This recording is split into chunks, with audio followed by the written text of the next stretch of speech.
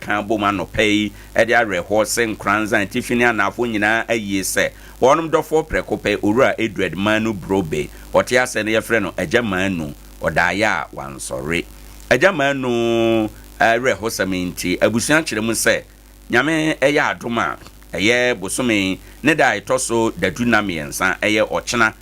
ochena yawoyi ena womo ede agya manu etena se edi agya manu ena wotwe da na wa gina so ayen hwehweye a wode ebekere edapoten a obekata agya manu achi kura wonom kire se obetena se won Nkoranza nkunimdie mineral water baabi e wo no a anopa no ndu kopema nyimre no nsia Nkoranza man nyina no yemra na yemeso wo mumma na wotwe dadie enye nkoso atabo ahensi ena ne nsa ehya ase anopa isa wo pe ewo atwa eye Queen V special ane ena abekwa akope na wato wo mo wo ye papapa de anwa ayo no ebia otumi de mane open doduo mu ana kakra bi nso na opa onsa ebeka ne nyina obetumi afre ne 0244 361008 na woni wo mo adidwa Tony Deco Trend adwumai won Nkoranza laji samo kwan no so city cottage nhwe ani mu opese ufie office ana baabia ni padodo koho yemesiesie ho mfama wa yebe ne kama se ye penti ana se ye tetare sticker ede ama wo andre work ene niema ekete sa nyina no wonom kwa na etumi yobi e won Nkoranza ene ne mpotamu enti se wo sa adwuma ni bi na apese yoma wa tumnika city cottage nhwe ani mu ana nso se 0345 232160 woni wo mo eni enkita ho Bojibo Ventures anopay frefro se enenso watena se oye adwuma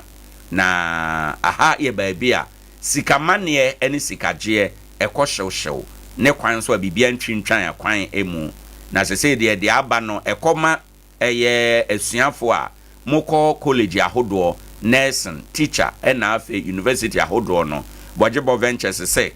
obetu admission fee school fees hostel fees graduation fee receipt fee ana say fee bia ubetua ewo school mu hono Bojibo Ventures obeyo ede amount oyensia na mu nso ede ma bank ahodoi Fidelity, Carl Bank, Eco Bank, Access Bank, FBN and a GT Bank Bojibo 0209335595 o nante akone nchen so a Nkoranza di nkrase assembly dwemu abrosa no nchen pe baabi a yeton tuo ni tuo mu ba no nchen ho pe na Bojibo ewo obetime aboa amansa akambi Nana One Collection ewo Nkoranza runabout no so oben NPP office no na Nana One frefre sa no pay eba ntade ma ne mema de abaso a life wom obeton ni nyina bi ede ama o to ba ko utu akwa akoton Nana One Collection ebe boa amansa akabi Nana One Collection say ba jeans no skirt ne trouser ne nika ne nyina ubenya bi emma ne mema ho neema de adbe tade a wo de bekwa adwuma ne a wo be hye akwa asori ana ye program bi abehye akwa ase no eno oton ne nyina ebi o sign customize t-shirt ena odi dwuma bebre t-shirt customization no asori bi amopese ye de mudin egu matade mu obeyo amaw afi aye na abafie aye t-shirt no Nana One Collection ebeye mo ye program bia sa ye no ho program bia nso Nana One Collection ebeye de amaw nye no nko o say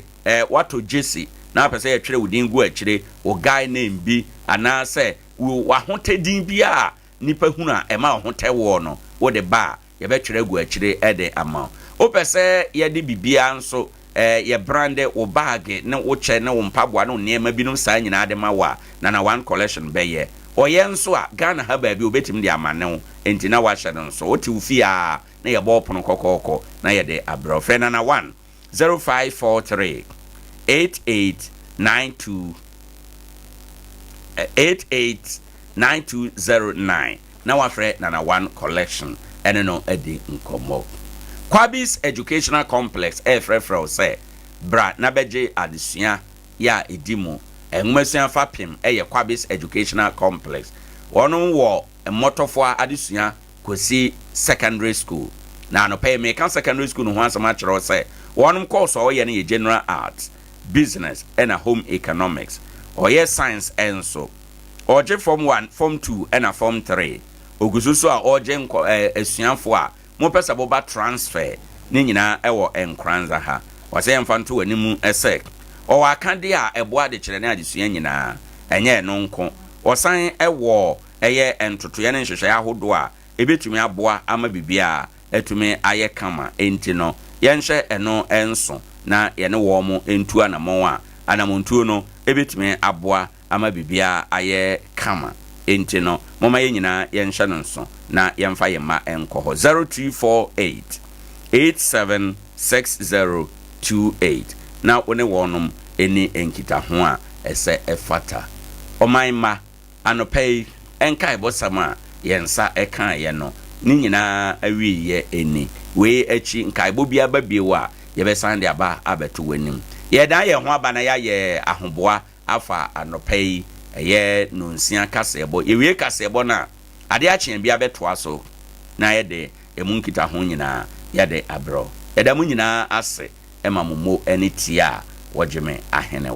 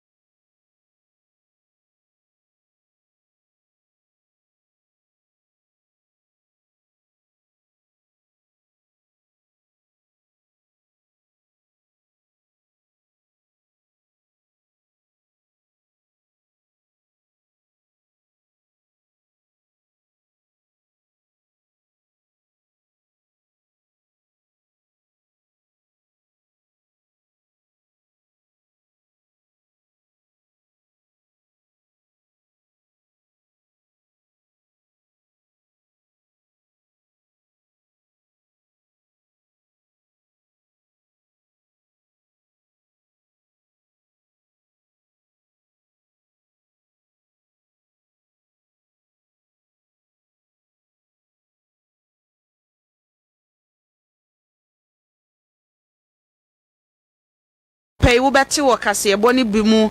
ne se chief of staff edi atu dwase appointment abandada no ye wo abato ayeto no December 2024 akini nyina no wono adane ani watwam na yebekọ mrahye bedwafie sanse edom kuma wa ho no echese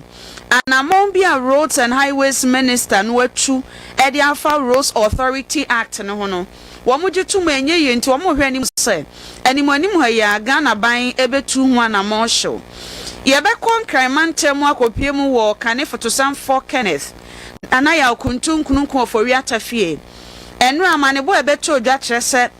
enipa bia wo mo hwehwe srafo atade abɔ wura ne fie de kodiom koye de besi ne yenim ensem we ni afoforo bi ene yede somo se sompa kase amidin oyuko nana ama kunadu afei yanyemre na yemfa ensem ne nkyeremu ensomwe Chief of Staff Ora Julius Debra ahyese public sector appointment yera Nana Danko Akufo Addo na ban ye ebra ye 2 December 7 aban wie ni nyina no tin ton time wo mo atwam wo sesa anhyehye ho akwa akohia se de be ya amammo papa ne ho hyehye ye de ye adwuma no ye betimi ade so pepepe na ensami na ewo kracha bi opani na kruche ede akwa akoma mpanifo a wo mo deda atenaya hodo ye oman na no dia na wo mo kracha no etwam naja ensentrofo enya abidi ani krotua wisie kenkan nsam ewo so ne bi na owura Julius Zebra Chesen ye frɛ bibi last minute appointment wa hu ye yi wa gromu saka medwom baako saa adwom na owura Akufo Addo to ye no wo se aban we saa adwom ne ntona som enti dwom no wo mu enyim firi apawa no so nkɔpɛ baabi ntwontwene na aban fa enema ngugu akwam nhwenhwen krata mu ansana anamonto betisa atumi akoso na wo se saa enhyehye ya akoba saa aban bi fra akonwa so a ya to abatia na wie no odimrika no akofa adwumam no afa we adwumam na wama we appointment no emradu se yetimi ehwe ne yie enu nti wo bia a woda aban atenaye anasa aban adwuma ko bia no wato saa nkra ya ma wo se esese wo ye ne esafata anya hwe kra no kosi se February 17 bedru de na watu saa na mo no na boa ama enhyehye ahodo atumi akoso ye pa yato aso afri ho na yebo wuramu ewo Ghana mrahye bedwam edom kuma ewo mrahye bedwam na enura wo mokɔ asetena no wo modi atu dwa kyerese roads and highways minister for Waba yera Kwame Gavin Sagboja watu na mo bia wo mo ani enso ene se Ghana mrahye bedwa no agimra bi atum na samra no eye National Roads Authority Act minister waba foforo mpaso ode samra ne be adwuma atwe ne dwumadie no asensan enu nti wo mo ti ase a enye yie na no a wo mo call ma hyebedwamu a wo mo bi ekwanche wo mo dididi oman ne ho nkomo no ena achim soadro ma hyebedwani Kennedy Osanya ako kani bi na oye member oye chairman Edema Roads and Transport Committee na sorry wo fie nanim na say Mr. Speaker saa na mo ya yera Gavin Kwame Agboja atu madine ho ya kakra esan se ebra no wonya meye soafo afi 2025 ya na ya nyina ne tifie ho ana oye member wo saa committee so ya nyina ye ka ho bi ana mrai ye ba fie ha ye gitu mu ede ne si ya wo pani ni kyerese mra ne dwumadie watwe asensan owura sai nya akọ kyerese wote ase enye yie sanse Ghana mrahye bedwa no man na ma wontumi se eba mra ne ho totoye na wo mutimi ye ho adwuma eje mra tu ma ne be ye adwuma wo man Ghana mu enti opani no won kyerkyeremu bi a won na ban ne mfamra ntempa so na Ghana hunu ne enti akwakoba ne saa wo se ankoba saa de a wono de wo kan sisu people say anamon roads minister na tu no enim run and shye bo abrobro ni say illegal eti opani no na ban nyina wo muntu omhofo na owura Kennedy Osanya akonkyere mu ode maani implementation of the National Roads Authority Act 2024 Act 1118. Mr. Speaker, this is an act which was passed by this House in July 2024. Mr. Speaker, Article 93(2) makes it clear, and the authority or the legislative powers is vested in the hands of this House. Mr. Speaker, it is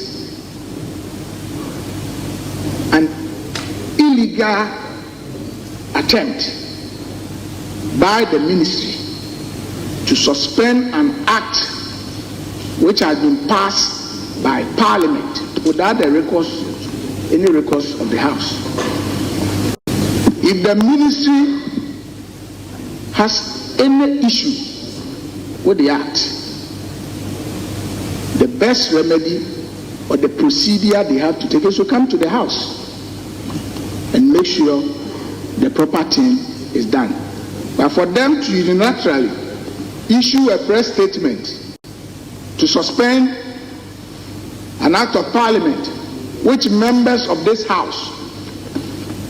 burnt midnight oil to pass this very important act, just for the ministry to turn away. I'm surprised. The Minister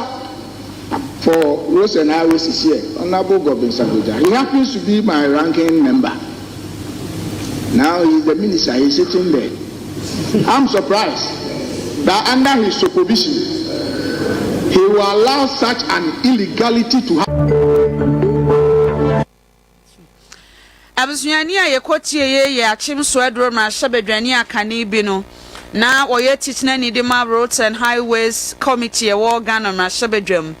Owura Kennedy osenya ako na no so ye na so afọ hwe sa so ye no so Yera Gavins Kwame Agboja woye adaklu ma hyebedwani enso ekyerkyere mu senti a watwe sa National Roads Authority Act na sensan a ehun komodi asore na wakyerkyere mu sei assented to. Its implementation has generated significant unrest between the entities under the ministry, feeder roads, urban roads, and highways. I had the opportunity to meet at Deba with all the agencies. The conclusion is that we suspend the implementation and carry out further consultation with them with respect. Mr. Speaker, for instance, they raise issue about who becomes the head of NRA. Currently, as we speak, Mr. Speaker, the director of urban roads is now the acting chief director. He still holds on to the position because he hasn't handed over to anybody as the substantive director. At the same time, they are complaining that it should be clear as to whether only one entity can have the leadership of NRA, i.e., my good friend is speaking this way. Mr. Speaker, the implementation has been suspended. It's just 2 weeks that you have been in there, a month that you have done this. I'm not saying we are replicating what you have done. Mr. Speaker, there's no ill motive with this. It's basically to make it work better for the people who the law has been made for. So I appreciate him raising the issue, but maybe he would have realized that in few weeks' time, I was going to engage the Committee of Road and Transport in Parliament if it's properly so formed. Abusuani a etie ye adaklumra hyebedwani a oyeswafo a wohwe ahyan ya kwan ne akwantempon eso Owura Gavins Kwame Agboja ye to akase no so na ye wuramu won sanfofo mo na enso ye da so gina Ghana ma hyebedwam enro adom kuma na biem esan ye press conference na esentrofo nhia mu adom kuma no ye no na efa cases ahodo a Attorney General Dr. Dominic Ayine watwitwatwitwamu no eho na womo kyerese womo nti asiese nti a enipa atitiri womo NDC amanyoko ni mu a womo sam ewo court Attorney General baaye watimi anyamre na adade abbo sansem no nyina to baabi a watch say oni interest said you broni kanu no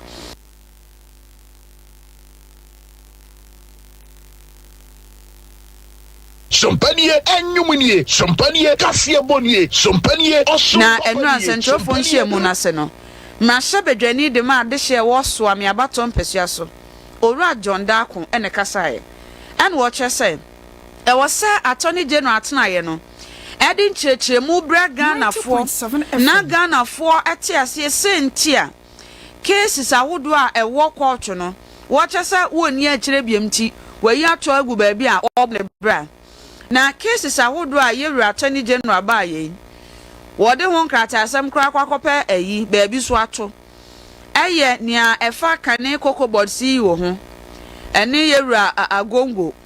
afe yewura Samuel Ofosu Ampofo audio ye liki ehun sansemi eno so yato atwene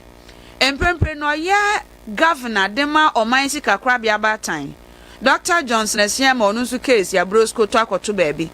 chese cases ne de ni titru nia ya to agu nyina nso ye nia efa NDC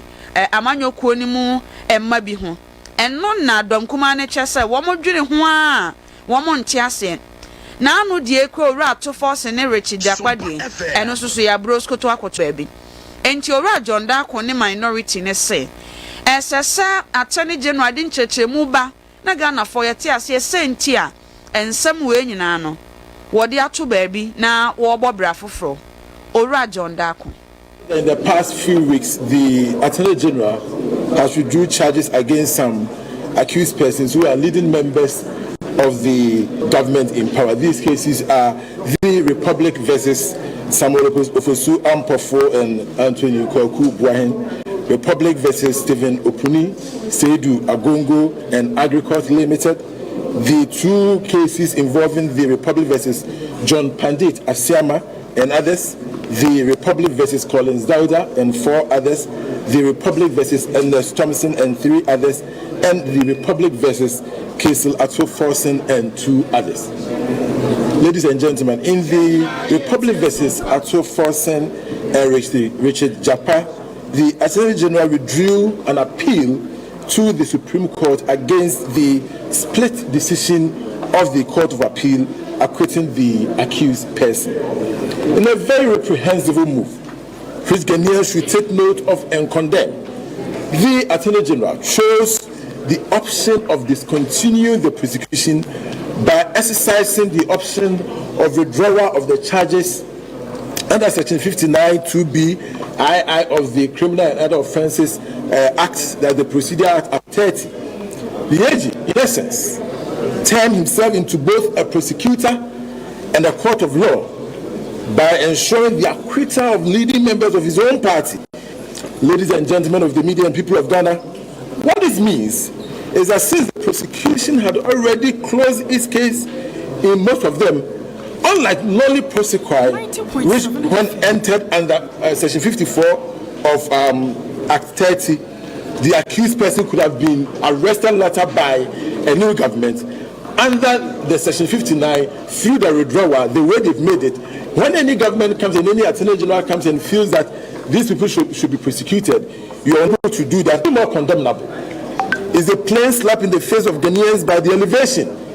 of important public offices of the personalities involved after the withdrawal of these criminal cases. We've seen in the case of Honorable Kaisel Atso Forsen, he's been appointed as the Minister for Finance. Samuel Ofosu Ampofo has been appointed as senior office in the office of the Vice President. And most shockingly, a day after the withdrawal of the charges against Dr. Johnson Asiama, the former second deputy governor of BOG, the man who had been accused of fraudulent breach of trust, money laundering, conspiracy to commit crime, and violations of the Bank of Ghana Act, is now appointed as the governor of Bank of Ghana. Ladies and gentlemen, is Ghana becoming a banana republic? We should not be concerned about the dangers ahead. A situation where a government about the man. Eni ayetie no yora John Dako swami abato mpesia so mrahye bedwani enanra wone ne dom kuma ye esentwafo nhye mo ode nsem we etu dwa ugusu tie anopa no nsia kase ewo Sompa FM so na ye konsem fofo mu won kan mantemu kane soafo anu ohwe oman sikasem so Kenneth na ya kontun kununku oforiata enu amane bo afri nkrai beto odwa trese enipa bia wo mo hwehwe asrafo ntade ebe hwehwe posifo de ena bi mu so kan ho anu wo mo hwe mu fi atade bia ebo wura opani no fie enu awia kete na wo mu wura ho no de kodu am koye ye de obi anim besine hwan na suma awom enu nso obi anim na owura oforiata efia saafo ekoye no eye cantonment na amane bokra chiremu a ebra saafo ekopie mu ofie ho no owura oforiata ni ho na emom na busuafo a na yere ka ho saabre no omo wo fie ho na yede asototo fom no so mpaka se nia yetete ya kyerese wo mo ko no mo ye mema be se dumienu 12 na emu num hyasrafo ntade emu ba ko hye posi ni posifo atade ena wo mo maka no so eso matade bia so de mahya me de te ha no pen ena wo mo boru ahokoye de wo mo beye na ehwehwemu kakra bia ayen so kyerese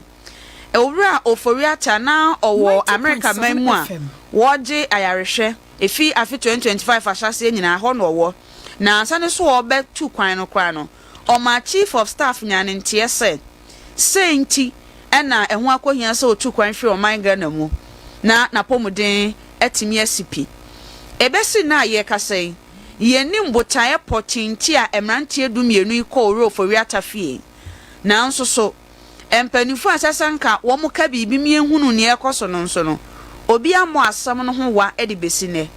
yegusu de ani di achi ahwese ede empotin ena ebe free sansensem no mu apie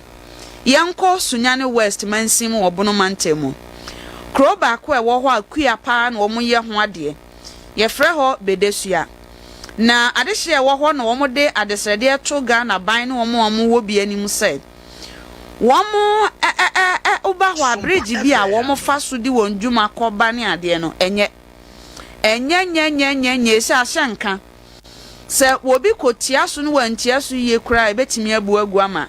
asema bafie enu nti ade hye no Sompa kase de nkomo asram wadi afri Ghana ban ene ankrankre ho na yentie o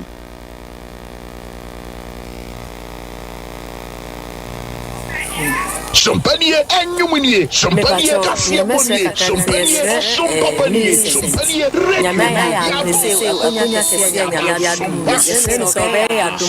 na ekwan na eda Notre Dame school no echi ho no obedo bi ayama sanse mofra ne mpemfo ewo na ye bre nsu ne bridge ne na nso a yehu se ye bre nyamaya adum a sa menso nto ide nke sense obedum ye na waye ya adum no waye amaye na ye ho atman haye kakra se de be ye kokom kra pragia ofuro pragia na okutane makra obetumi do waye den afaso aba se na be ya ye nso ye ho be haye kakra nti ye de sredi a ye de betu nanim kakra eno no dase enti adehye bi ewo bedesua ewo sunyane west mansimu ewo bono mantemu ne eti omonkana wo checheni ba ko a wo mpotem ho Madam Theresa wono so ne Sompa kase kasa kyerese se edun su tobremu a ya na ya sempa san kwada betimi afa sa etwene nso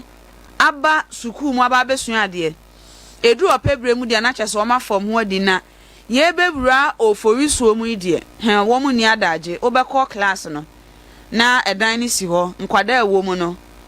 ensabuo ma nti wo mo stresse empanifo nhwe na wo mu ntu ho anamon abusua ye nyina kase we so na emfa kase ebo ni nyina ensi na ye nsori nkonya so na Adea Akye Abia entoa so utie Sompa kase yi ewo Sompa Kumase 93.1 FM ena Sompa FM Nkoranza 90.7 FM afi Sompa Sunyane 98.9 FM medindi oyuko na ama kunadu Dennis Kwajo Pepaya Semufo ena no pay in team the octopus edemiko Facebook ma o share live JB nso adaroma ena eni a utie ni nyina ekoso na nakwam ye wuso nkwanta bisa ede Sompa Adea Akye Abia dwumadie etoa so madam wase ama momonity Sompanie enyumunie, sompanie kasie bonie, sompanie osompapanie, sompanie radio nie. Yaba, sompa.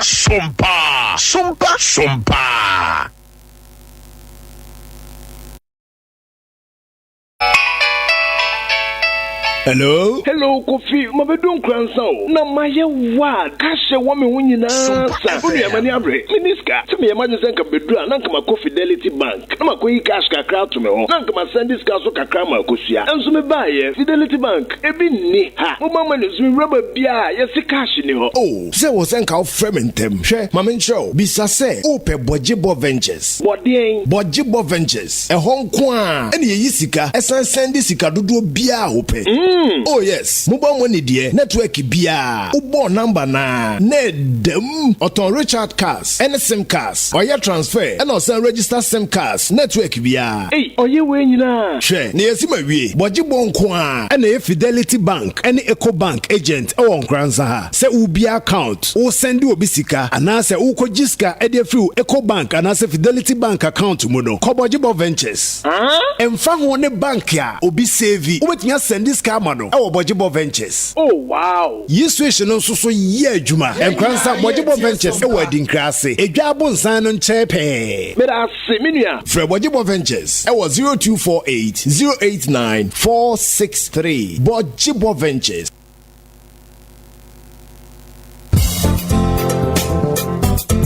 Afi we nso massage best farmer ni biem na amanfo nte ase de ntia da bia me no ba ye so from na so abibra na mete so dodo na se ba na mo aye susumu a me mo na se dore no nyini from me secret ni nyina ni akuafo nyina ntie no ntie na sopamu no matimi agya basobodie yi bi Vital 05 ena me didi me kua adwuma nyina na Vital 05 eye nuane nura ebo asase ebo no ba ye na bo ma okua ne nya sikantem enim defo ye hwehwemu ahunu se Vital 05 eye nuane nuro bi a ebo asase na dane asase ani ebo nuane hini eni nuane ankasa ho ban secret ni nyina ni enti okuani a wo ye mo a unhu so omoa ne nyini from wo a wo do atosode a enche na ewu ana wo ye kokofu tutumrika na kohwehwe Vital 05 achira kwan bogoso ne nchia so Yankopa Agrochemicals Philobed Agrochemicals Sofomame ana Israel Sase Ventures Pristia All is Well Agrochemicals Akuafonti ena Hawa Agrochemicals Bodia Dumping Peacemaker Abraham Ofori Agrochemicals Dunkwa Onofe Manso Amanfi Israel Sase Ventures Asankregwa ene Importem Monko Jaisaye Agrochemicals Vital 05 edupay to be honorable and to boss yakunwo wo suano eja se enchen wa yerede Alpha Omega won Nkoranza Old Market Francis Terry Agrochemicals ne nkorabata bia ebenwo onsabe kan dupay Vital 05 for wa homan so 0243 852 751 ana 0242 263 780 and 0241 531 526 Kaise Divine Winners and NKO Agrochemicals and Akofa Vital 05 abase okuani obedi dipeche Vital 05 and no buy mojedro ehwehwemu mapa abeda di se wuyi yade bi te se diabetes ene mojabroso efiri ho a saa yare ye didi so yi yare a haga na fo adwen pa sisi yade ayamtim ena koko yare a se bawo so a woni anika ene anije wa brabom na 3A co capsules no ya heda to ye boase ene ya yese se wonum aduro no a koko na fifiri wo yam afifiri wo herefa ebeyi di afiri ho menim sabre baabi a wo ya wotemenka ena menim onipa bi a koko ha no ena menim baabi a koko no edi wakoduru anika samo hinta samo a sabre ya wotemenkan medema wo no se edi no 3A co capsules ya koko master mesra wotie na sha no nso babia ya wo Ghana ha sei no gia number yi na frɛ yen 0546 107 107 0546 107 107 0546 107 107 3A co capsules adroyi ye koko master yi mu amu watachiman ene ne mpatamu ofo mani nkyerɛ efa fodwo ena afen so Gordon amankwa ho ebiemu nso Nkoranza ene ne mpatamu Africa Herba Evelyn Amekwa Pharmacy ya ene Black Man Washing Bay no edi nhwani mu ahofadie Herba Amos Efa Chemical ena abibiduro depot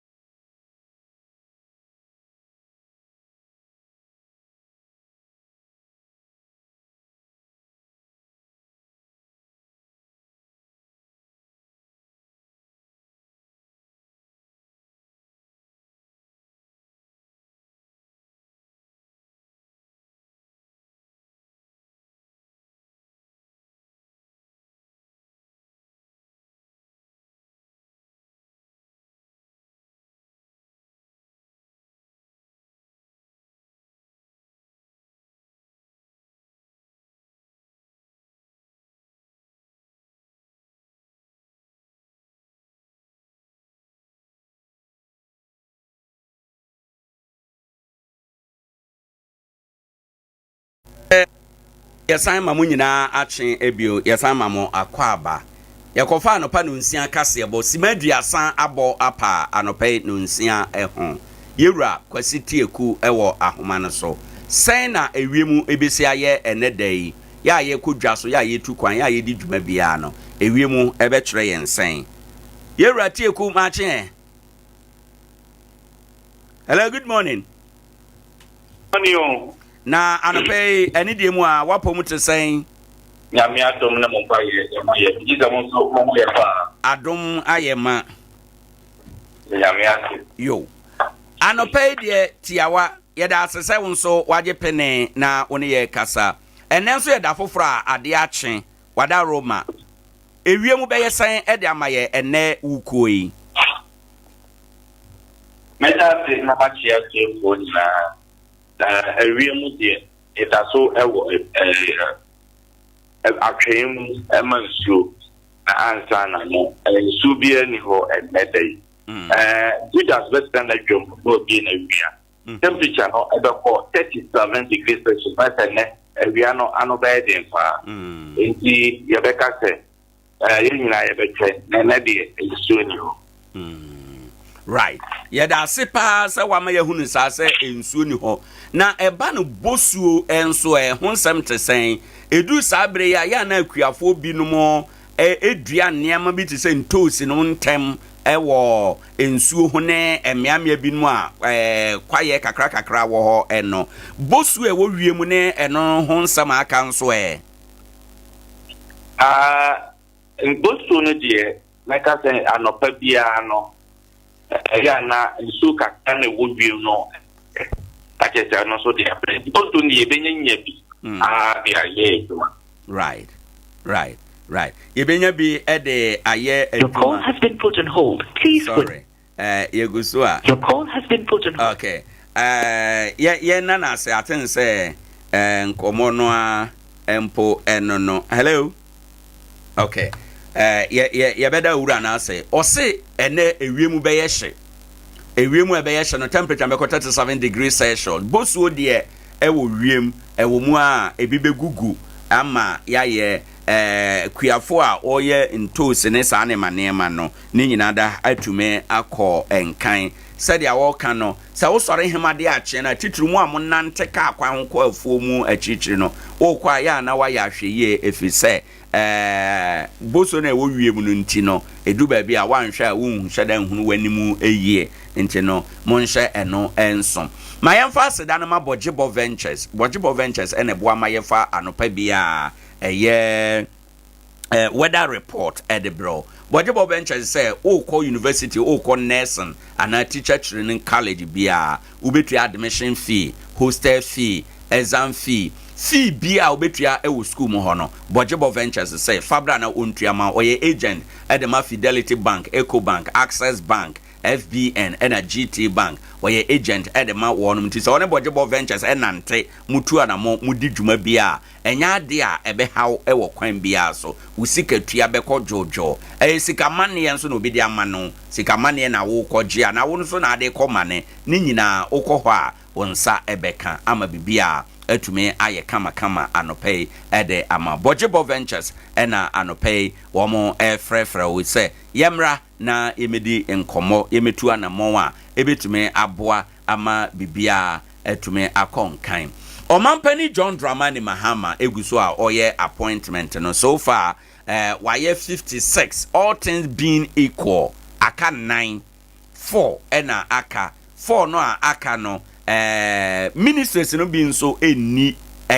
deputy ministers say waye deputy ministers no enso 13 ena the account appointment ni nyina akosi 56 ye bom pai modern sa no pay ye baby sa political science for no say what is driving appointment of President John Dramani Mahama? Is it competence? Is it loyalty? And I say a sheer partisan politics and a drive of the appointment of President John Dramani Mahama. Now direction, the caliber ni pursue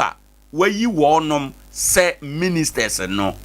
say ehina ye nihwe ehina omampani pese ode amamuo no ede efa yɛbɛkɔ saa nsɛm mu ɛnɛ anɔpɛ na yɛnya wɔn na yɛde nkɔmɔ ɛde afiha ɛnom ama bibia ayɛ kama ɛde amayɛ enti anɔpɛ yɛnhyɛ no so yɛba sese a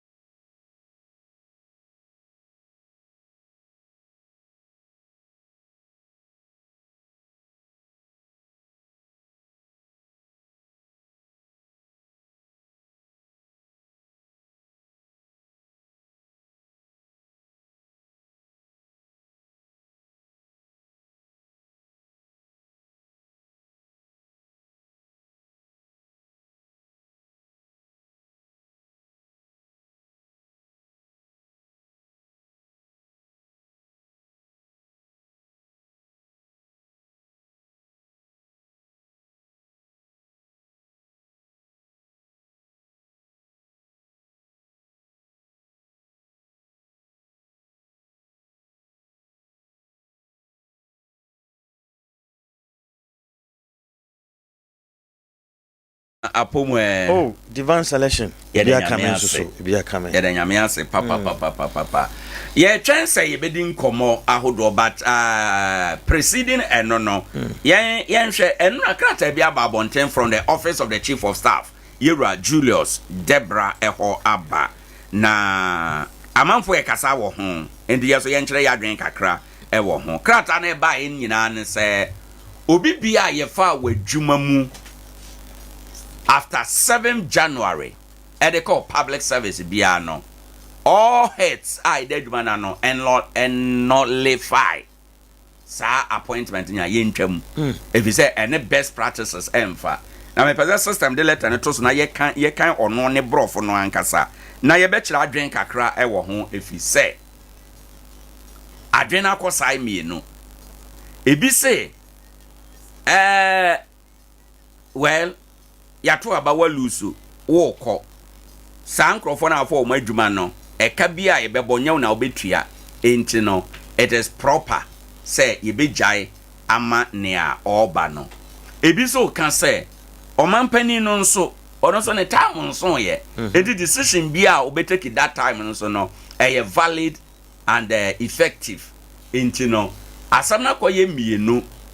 na yenche ya drink kakra won ba yenhwe letter no first. Letter no is coming from Office of the President. Revocation of appointment and recruitment made after 7 December 2024. And no any letter no. Or say consistent with government pronouncement in relation to near end of tenure appointment and recruitment. I wish to bring to your attention that all appointment and recruitment made in the public service of Ghana after 7 December 2024 are not in compliance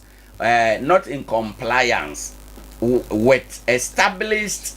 good governance practices and principles. Accordingly, all heads of government institutions are hereby requested to take the necessary steps to annul any such appointment or recruitment and submit a comprehensive report on the action taken to this office by 17 February 2025. Your cooperation in this matter is highly appreciated. Honorable Julius Deborah, Chief of Staff, and Odekoma, all heads of government institutions. And the Brofotenti Ameka Inchemutia ne say, Ora Julius Deborah Chokrata say, Obia yefa wajuma free 7 December chi eba eno sa adwuma no ene nhyehyɛ pa enko enti no yetwam enti no mpanifo de dade da nnwuma ahodo nyinaa no wo mo hwɛ sɛ nipa dodo ɛwɔ wo mo adwuma mu nyinaa yebetwitwa wo mo din mu na yɛde ho amanebɔ aba beto Chief of Staff anim 17 February yɛde amanebɔ no bebrɛ no ansana ono so ehunu anamon a obetu ɛwɔ ho adwuma asama yete ho enie nia asie enie argument na ko gina mienu owura Julius Debra ekoti ose recruitment we no ene good governance practices and principles ebo ebra ebi nso se Nana Dankwa Akufo-Addo nso as at that time nyina no na okita the executive power of Ghana. Therefore decision be take here that time no e be valid. Mami ntie wadwe nkyerɛ kakra wo. Nana ma yema ye chiefo obutie Sompa 90.7 achen anopay na enka se ya hye dwumadi no ase ahomachi na Adea Akye Abia 5:30 na hye ase nti yegusu no mo kwa kopem 9:30. Nana? Yes sir. Asem we de enye estati se bobo ba nyenne. Yete tamana 2024 abato pempen abato no mu na enya videos upon videos every NDC for especially the papa kwa meka ne de pa ye Sami Jamfi o se Nyankopon ya adom na se NDC for we ne aba no a wo mo a akufu in fact ono kra wan kan after 7 December on the o se every 2017 ebe nyina o mo Akufo-Addo e fa o mo adwuma no on be checks na wa wo se fata na se wa wo nsem fata o mbehwe recruitment kwan mo fa so mo ye no aha na dodo na be kofi nti na manfo ye we se na ene NDC bi wo hokra na mo fa no bi betima NDC for nti die nti na wo se wo ba say na be same na nti ho no na me ye me checks say na okan bi kura 2020 election proud to the 2020 election okan bi and na 2024 no so e bi ekoso but the question is Ghana emara no kasen constitution no dey na waka right okase yeto abawi a aban a wote akunya so ontimi nya appointment ana ho na question na say ye nyina ebisa because minimum kofo bebre a yeto abawi no na ye fa o madwuma constitution no so nka bibia minim na se we read baby a che say constitution say to abawia president any to me so obey obefa adwuma and obey appointment yeah constitution aka say ye say nya president of Ghana obey adwuma mfie 9 no o ho kwan so say nya mfie 9 ba ko kan ho biom no achi ontumi mabiem enti no efri da ye de adwuma hye ne nsa ye kan mfie 9 no free saada no kopem da ono so bedane amamu na ma obi foforo yes na constitution no kan which is the nansi afie ye 7 January 2025 sabre no and a president wadi 8 years Akufo-Addo ne term abawie which means say to abawie kura na otimi appointment but the problem I organ ha ne say on say to abawie no ne term especially Akufo-Addo ne term na so ono ankasa ensan ma election bia biem because 8 years na so into appointment bi o ha obetima ne say I me nyame na me ba betua sa ankofo no ho ka 2 me won krofo bi okra metima mo appointment because me de me ko aban obeba no na bedi hu djuma eno na ma no ye awrehosem no enti nka me de ebesi ne nka sesenka ye bibi e de afa ye constitution no se ye to abawie 7 December ye wie aba efiri hoko no nka aban na otekunyan ense se wo ye appointment ba se bibi anya ma ye se me kasa dia me hu mfunso bi awum enti me de nka mesere se efi ne ekoi se president Mahama constitutional review ebeba so sane ma we mu nyina no omfa nwuram because nana omo a ya fo omadwuma ye to abawie fa omadwuma ebetima se NDC fo wom CPP fo wom me ti hey metima anya obi a ono no ewom se Akufo-Addo time ana MPP time na ye fa adwuma de wadwene se be MPP fo nkwa na fa no debi obi betimi aye ni nua oye MPP ni de ba obefa ni nua bi a sebio woye NDC ni na wo fa se a woye NDC ni ni nua pa but na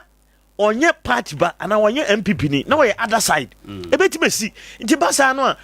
wo party no a woye NDC ni na waye wadwen se uyi sa nipa no wo nipa na waye de wayi no dodo so Ghana so de dodo na de to aba nti se me se wo pe so sa call next election 2028 na me ye party ba na wayi me other party na de me kwa adwuma mti wo ba ye wayi me a me so me kwa koto aba na me ntom fa ma nti ye se ho ni nyina no ye hwe na efri na ekwo constitution no ye mfa meshem se ye president ye to aba especially the wako 8 years so what I say because NDC the see we 2024 year 2028 wako into ono no de say Mahama kra na nko biema na to aba 7 December obetima appointment because onim say ya to aba we say ona awe NDC na awe na no de enka no but other party but kwame sa na say ye run o mine because me nim say ye ni NDC government e Ghana ye ni MPP government and so ye fa parties no so na ye dia ye contest na nya government no nti no ye nya a government of Ghana even though CCA NDC 40 akonwa so yi NDC party na we power wo ma form the government but enya government of NDC there be at the moment abana ye to wie no ano ye koto abane de ye the party dim na ye the party dim na ekọ by ye to abawie a enya government of a political party a government of Ghana enti no ena yaka kasa bi say you inherit assets and liabilities ubedi akonwa ofa akonwa no ho ajapade ene akonwa no ho ka enti se obi a wabedi na de wafa nkrofo bi adwuma a eye legitimate within the power as omampani adentina ese ye ho saade we say munipa ye fa adwuma aban we abreso no munyina automatic mo ye sa party no nkrofo enti no party for France na yabedi aban ye yi munyina afiri ho na yakofa bi e wo say ye ho say ya na there be na me kra de letter no na ka me expect bibi wo mu say ebia mo ye ba be ye nhwehwemu afa wo mo ho so what I say ebia adwen no be ne say Akufo-Addo ɔre ne ntin ye de nkrofo bi be hihye mu a nkrofo no sebio ya mfa kwan paso na de fa omo na me expect say Julius Debra letter no e be yesa say ye ba behwehwe wo mumu o de tie ne letter no system ma yen hwe first paragraph no first paragraph no or say consistent with the government pronouncement naturally say nia yaka dada no nti ena ye omutu sa anamu because o man can say ye ba obi a ye foul President Akufo-Addo foul after 7 December bia no ye be you yes odum say transition team no omu share sa asem we pie ho ba ne ka no na akoye bibia ho fellows ofosu kwachi eko page sa asem we ama MPP for no so keka ba de hu ne na say kwada from so what I say and the constitution no can be bia mfa ho say ya to abawi a woni hu kwan say we appointment dia mini ntia salete we etimi aba bonten enti ebe ha ndisifo ebe ha president Mahama ebe ha no pa na me kan say emma na dwen nya ne say MPP for nko because of aban na no oteso no ye MPP ni ntia ye MPP for nko na form me say me minim kofobia ya form kroma after 7 December I bebreye NDC4 because na ye MPP ni na ode ma de but ni nuanom ni nkontafo no binim wo ha na mo ye Ghana for official na mo ye NDC4 official mo ye Ghana for wa for omo anei omo wa adwuma mu entinka meme de let away aba bonten e de how ebeba Ghana for to say they okay ya to abawi a president Mahama no man nya NDC for nko o ana say party o ya ban say o mama for nyina no Ghana for na ya for mo adwuma Ghana for aban no so o ba be adwuma ma Ghana for na say omo kra de senka ho kra han because omo de omo adwuma o say consistent with government pronouncement je kan ni ntia fa nya adwuma but wo de ye adwuma ne se bebre a se bi o ye ko abaso a ye kan ni nyina na etimi de ye adwuma e bi promises ahodo okra no ni nyina na de ye adwuma enti free na ekure se let away aba bonten se nkrofo a yafo o adwuma recruitment ahoro police ni security service na make one semi omo wo adwuma mu ni ade se we no timi take effect ana omo de ye na ye adwuma de a ye be sere se omo mfan konka constitution Ghana constitution ho say ye to abawia 7 after 7 December and say we president a utimi fa adwuma because ya kan fan she constitution mu dia ebe koso aye na me problem ne say sankofo no a omo security service na omo adwuma si say ye obi no ho a omo koye medicals no ya mo appointment letter na ya mo appointment letter so dia na wo yima dia metime de wakọ to ayene na woni ayene say no bi na CEO SIC CEO no ya maame no ode aban ekọkọ no later omo say omo afre out of court settlement and into wa withdraw case no because ya fani pana adwuma na ya ma no appointment letter na wo si uyi no wo bra onye bone bia de a because sankofo no so no omo do so pa minim obi ko prisons minim other side no there but prisons no ko medicals pe no mo do appointment letter ma omo bie account bank account amount nti ye wo sikan kitikiti bia omo de ma during training nti ebeto account no mu nti na say wa fa madwuma no recruit appointment letter no kra indicate say ya for adwuma enti sa na ya fa nti wo ko training and adodo say and sana wa pass out as recruit so and so yes enti sa nkofo no betima keka mo ho abom e de aban akokot me hu ni say enim guase because Ghana ni a ya fa madwuma usu be yi medi wo mfa bibia nyina so say bia se bi o me ko recruitment me age no enuruye ana say aboroso ana sabi me ye sabi o nananu me bia me apache ntimi nko ana niema bi nti kwa me da say mama ntie brother Philip mesan ba ho na ewi a me kire me nso madwene briefly brother ma mentio with this one president ben ena yes set ya to ho for example on 19 December 2016 President Mahama na yato aba awie 7 December amana lusu akonwa 19 December offer Dominivo Ejuma entinka we beka say that time nyina na ukita executive power even though na we lose power for the next administration but otim the executive power for Owura Dominivo Ejuma sa abere no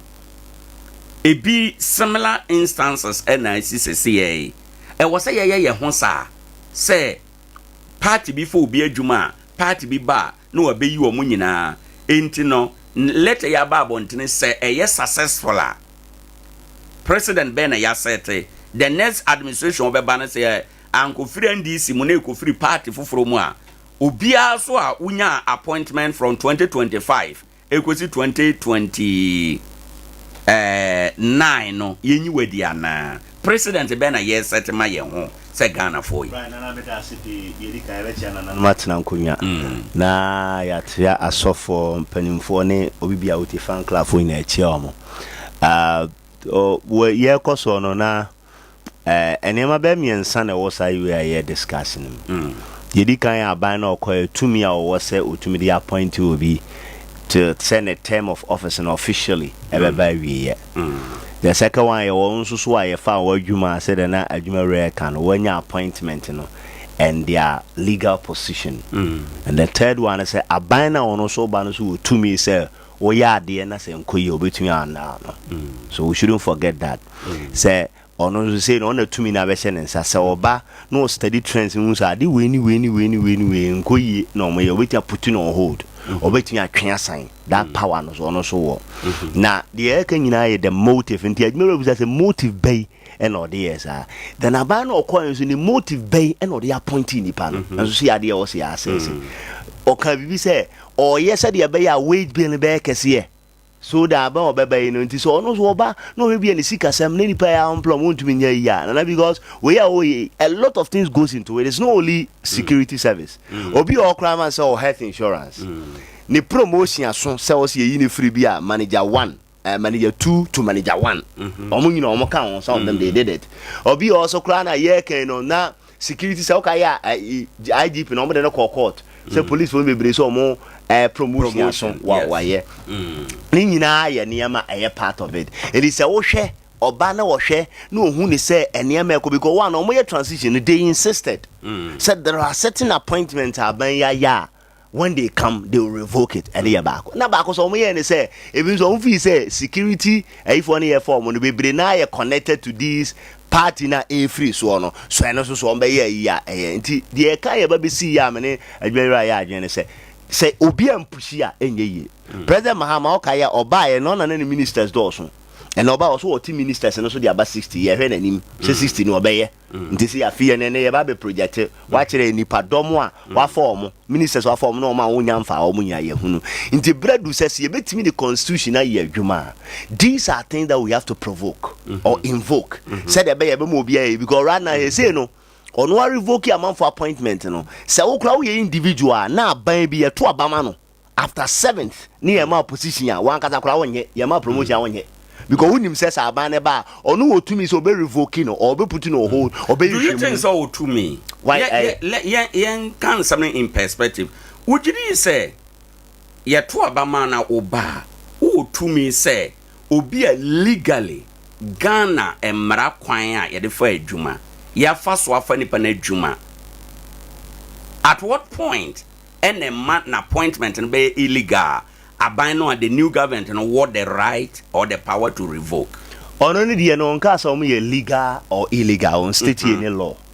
or say o ma revoke obi bia any there from this time to this time na me ka say meba me ya aban wait be no kre konanim it is why ya de bi na me fi say be affect anamo na o se etu no ye wo immediate ye woni ma ehia betini abo anani pa ya form no condition kro o se mitini antinya mitia na not only we revoke we go betini akwa yi o se wo man appointment bi na kan de akwa onyae no onyae otimi do court because adibia promotion bia no it comes with certain conditionalities or conditions that they all can anti the area nyina na say it is not a good thing. Right. Morally say aban ya to abama unim say after 7th no ko even though power no now I had that say me am plan nipa gum morally is not right. And yet say president mama so sua de free way nyina mu say next time no say wo kokoye bia obi ba on so betia revoke and obetia suspend ya de na why say ya maso nana ye nyina ye fanto record bi o tie bia no penti say president mahama ne nkrofo so ko no mo koyi ye appointment bi say ni ade a e say Ghana for ye punish wo mo. Nti in this case no obi a ya man legally appointment to say nano SIC mami die. Yes. Was my ya fa meduma 4 years appointment e dia mame. Yes. Me 4 years no from time e fa meduma no. Me 4 years no be so 2028. Therefore, we madi anye na so be madi dia. I am claiming all the entitlement from now to 2028 no. Abai no kwatena je no wa frese mame no withdraw case no omunye out of court settlement. Do we want to put ourselves was our situation mo because nkrofo ya say ya de letter ba say yempa mo mu bebrebe court nana enu de memma na how it's part of the process oka democracy and no kra na democracy ye na yet ya na so bi court amam na amamfo di na say why are you insulting her? This is a year your appointment your onimra de ya but court no so say it comes with cost. It doesn't really matter na democracy you when you're ready for card you obi bia ya revoking you know office on ya bia you should take the legal action another abino another boa next time sa baby kwa koye recruitment obi so kwa koye wan wakra be boa na be push am your constitution no change review no atimi abantem no so what na eba na ya din ya ade ama woni nyon no wa ye din a place sa let away any the NDC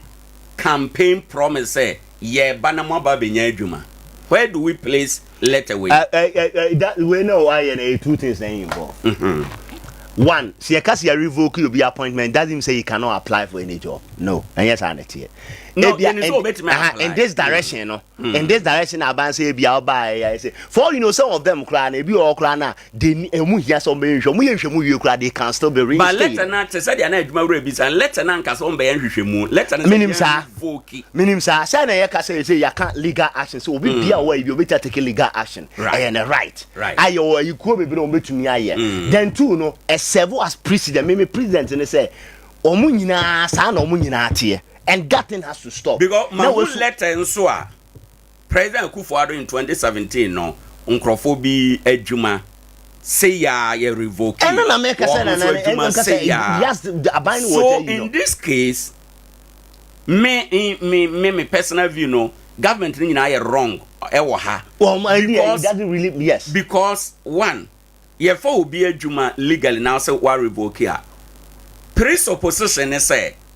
2029 ekro obi a ye forward ma 2025 obi ano o term ni ye co-terminus with the president they are president Mahama adwuma beba wie na that day also adwuma ba wie ye in a sense say abana oba mo so be revoke my appointment and the I think say and but say, Nana one thing is a two thing involved your the moral aspect of what we are talking yes. about. But we don't use morality to Ghana. Your moral and technical. After 7th of December, there will be a new class for your appointment. But the law doesn't state. The law doesn't state. The moral aspect and technical aspect. I'm not talking about legal. Nana, morality. Nana, at every point to be able to use when you go to court. They use references, they use morality, they use biblical, and even Quran. It all depends. Say obi ko court wa. Eka say ye fam adwuma ebia 8 December, ana 9 December, ana 10 December 2024. Ye say ya revoke my appointment. Ya mama appointment letter nyina, ya bibia bi kura nipa na adwuma say. Ye say ya revoke. Hana ye kwa court to beka say ye could do on ma aban no betia catch you say one nipa ye form and I'm not in the position to pay them now. Two ebi kura na omo ebia or more to ebi kura obokra or more to their oka omo nyina no musuro the reason they are afraid omo nyina you shouldn't behave like ostriches omo nyina challenge say the oya dom level One of the thorn in the flesh of Nanado Edom level. But the man was legally. None the Jumo in our yen woman but you're thorn in his flesh. And how did they use so what happened? Said you okay. If you can cocoa, baby, not say messy situations. Messy nuclear, which is in Quebec cocoa. Into all the dom level, the how but two a Nanado so far. And my international committees in they were supporting. What do you suggest as a solution? The message is one, and I make a moral aspect. You know, say after 7th of December. Technically, no, we in charge. Legally, you are in charge because I think I will tell you that time we are transition. Our team or more year transition. So I want to say appointment, and I said, oh no, I didn't know day, and I was here so yeah, and no, when you MPP and NDC, I was serious sad in the morally. Now, see, and share Marakrana, ye sad because I had the where's how did you home to Ube Susu say,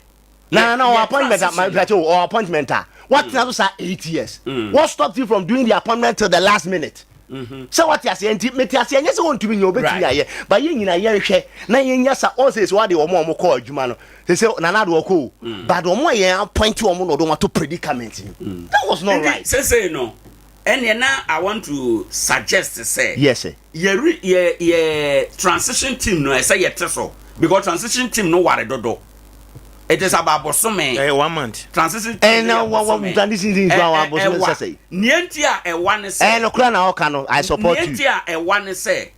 President Bia or Tia Kunyaso no will tell you say me time because you're 2 about 7 December no. President John Dramani Mahama after 8 December, 9 December Bia na ye declares or na worry no. When to me conductor na who your president. Oh, I know the essence. Technically speaking, Ejuma be another danko for the year within that 1 month frame. No, are legitimate? The legitimate aspect, you know, say, and you say, oh yeah, they're legitimate. Now, yeah, the betia a bomb, man, we should go on with the legitimacy. Sometimes we have to look at how. Maybe I said the problem about 1 year revoke, 1 year revoke the appointment, and the government can give you reasons. Yani atiana or prejudice say, eh, bia, office be or NDC and MPP. No. He can give you a technical reason and you can't resist him. Say me buy, you know, me share resources I what these people I can't contain them for now. I need to hold the appointment. And he can say won't me nyane share. Until we are saying what do a man for to how now the uncle. Tio, brother, the point is say you sit your resources into me containing the public bra. One way woman there we maintain them. Woman there any problem so on cast or mom where you madi. Eh your mom see your recruit you fresh. No, say your recruit or woman or my side already. Oh, Nana, on share Jumase. On share Jumase. Tobo, Okachre say, Nipani a fan. I will see Obi a fan after 7th of December. Yeah, you been your woman. If you want budget in here, you cry, and say, yeah, how recruitment are buying and oh, yes. Yeah, foul. The moment I'll bet my casa, ya foul, a Jumano. Eh, when appointment letter, Ubi Bia, Wunim. Wo condition of service nyina baby kura say ma bangalo baby say ma obibia no ya yes anema nyina wia nipa no is on the job enti no sample for we ya for we sani ye mu kura na ya nyi ya na bi say wo kan say a recruitment obo the recruitment no it take 1 week. Some of these security guys obo ko on training or for back door. Yes. So what you say? Could you have any answer? And then see a Jumura the answer say the letter should have stated say Omubeye investigations into sa recruitment no. Na ne ne de genuine ye be maintain no. Ne ne de ye quack no. E be ina free. O say na me catch na o say even though some of them are revoking no. Some of them they will still get access. And not the but mono yeah, a lot of things said you can back door near be cause what public domain going to inform right. It did American Nana ye another year or prepare or see these people or go through all the legal process and everything. Yeah, just sign for the appointment. At least a collaboration procedure. Everything is that the procedure. It can be part of the procedure. The so again say any yenye emranto ho because as a see no emra bia ni ho I say this period won't mean for be aduma president nana president Mahama be so be promotion so e won adwuma mu a won't me proceed my ye mfa na ye betinya mana ye ti na make just say that people say word no use say after 7th of December from 7th of December till time wa President Kufuor be free so no that time kra for adwuma kra katua kra ne ntua because for adwuma technically we go 3 months na bo 3 months asa na ya ba mebo a ebi so dey 1 month depending on adwuma e dey kwa koye no nti say na na do fi say ade ne ye kan mana obetia aye process ni nyina part of the transition say nka we mo and also your form. You stay plus obi okwa ne de nkwa na nye 7th of December obi o sase kwa middle no but the mu nhwemu ni process ni ade because ebi no one nye security service obi wo department bi nti emu nhwemu no ene ma na beduru ase mantumi anye o submit ni nyina ma na ye hwem na say ye clear omo ni problem bia but say 7th of December so we MPP so we NDC after 7th of December now we recruit your man for no wani abre na afa say de obeya adwuma de na ani si so Let us say, encha ye be sports na ye de aba ye ba adwuma minis obeka we be kakra aso so ansana yako de bobra frip kan no ohun say amampanimfo no eye mimi hunu say adwin binum tachiri because te say wo kwanya bebre nanado 8 years aba yemfanse sabre no kra no e bi efiri be 2020 ye to abawi aba yonkofo bi wo ho a na nka obetimi afom dada adwen ben na wom SIC mami hwe say ya to abawi me hono na me pese me hwe no hwe dominovo 19th December ya to abawi enti adwen ben na etachiri adwen na etachiri no na me pese me hu say enti mre bebre wo ho sebio nanado e free November besi December anse ato abai you wetima ye ne opese wo ye enso omunya mampetufo nyina o nye baako nanado enye mahama enye atames nko omunyina omuye bi eninti once again make say yes o plan to obi na ba be ha obi ana yem fan hyemra ni mu constitution ni mu sinyame adom ye ho adwuma say president uni hu kwan say ato abawie we appointment yem fan hyem ye di hyem no na ko ye say asa ye Ghana no asa ye hu ne ye yo we no any constitution mu say ye to abawie an say aban ye appointment enim babie no was state say ye to abawie a an say mampani we appointment eniti enim dia obetima ye eniti na waye no right what you say eniti na waye no enti say waye dia nke ye man kwan na adwumayfo no enwo ho but once again ti say dem kan no adan na mere bebre wo ho ye to abawie mu ma na mo pese mo ye appointment adwen benetachiri akwan no say job for the boys be sankofo no ya to abawie ni ntino job for the boys ye mo na ye w adwuma mi kan wo mo office ko mo ye legal no they are chasing them out SIC nipa no no ho no to ono dada wo ye promotion no ope na dwuma na wo ye illegal nka SIC yi ni se nke pam no eni se nke ya wo di manana na yi bebre ode bae eni se nke chenyi bi bebre wa ha a company limited, even though it belongs to Ghana. Because of politics. What kind of life because is of politics in here. We say no. Because of politics. Any day, because I am made me fear ye ni besi ochna. Ni besi ochna ne say. You may say I am the president, I have the power. Tell their brother Philip because all the power nyina so beti me no. Obi anyina chinje. Obetima budozu we aye but are we saying say after 2029 aban for so ba nkrofo a omampani ma ama before mo adwuma after 7 no ne awoye no after 7 ni we no ye discretionary president na wa ba no ono ne pe obetima grad ya start 2025 obetima kasam so they start 2025 when we na mention eye sabia ye twa to wa eye sabone e wo say ye kasatia even some dem fi kan say 2017 on the kind security service or so susu say nanado de nkrofo bi ahihye security service ni mu to 2017 e ba nyina ba si 2024 nkofo ni nyina wahunu ndi say yanhwe ya yekonya aban bi ani timu orden a obi amompani ma abrɛ so yafa na dwuma bia no oba wo se me so monkotena che ma revoke then ye koya what is the essence and ye go school kra ba se be pa edwuma no mampani ma ha ma abai 2025 ekosi 2028 9 obefa adwumayefo ana onfa adwumayefo definitely obefa adwumayefo nti abanfo from ba obe revoke and on revoke so that's why it beholds on us and make say morally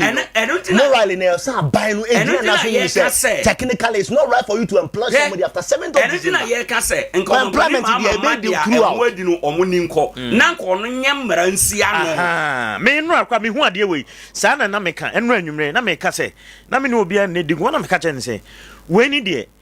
enka omampani mahama o manenko na mom no on mayenye ono na ye constitutional review yi information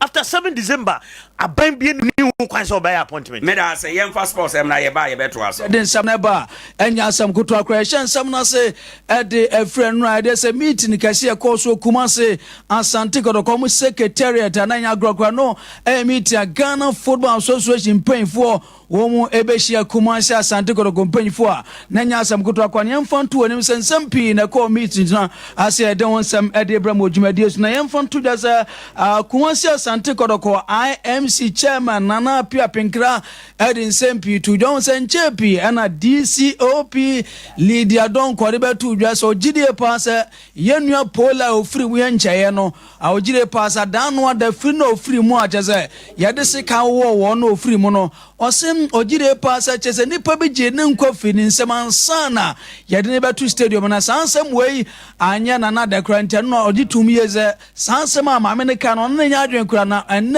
or the two Ghana Football Association pen for him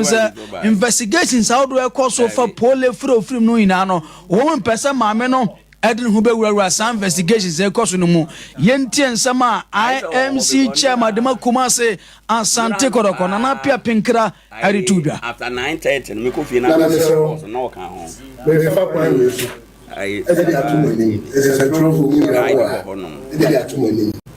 Madam Yadonko Yeniano GF na mofano Yeniano wa yasemu Nensa mo keka yina no na forward ni Yeniano so mo biati ye forward dia ma ono no afa asem no enu wo yedi dia efe asma so kokoshe adimu a Papa Shaba ene no so ababa mama ni se ye efe mo amu so kramenti se maka biafa ewu mu asem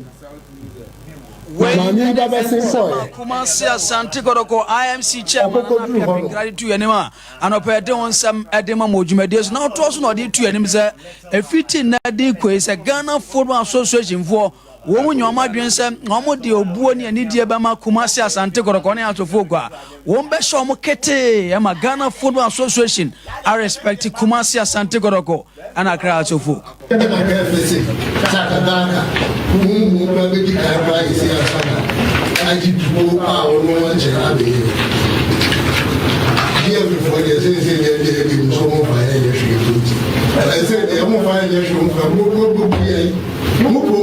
bi the next time say what has mo be say mo be fire mo dia area that's so the fire mo ta se ai we protocol mo be hwe mo kwa chala mo ye e be ga no ye security measures here ya to any here asali ya so ya ga se bo no e mo bi e be bo o ye bo se na ni chine ya pra mo ye ready but until then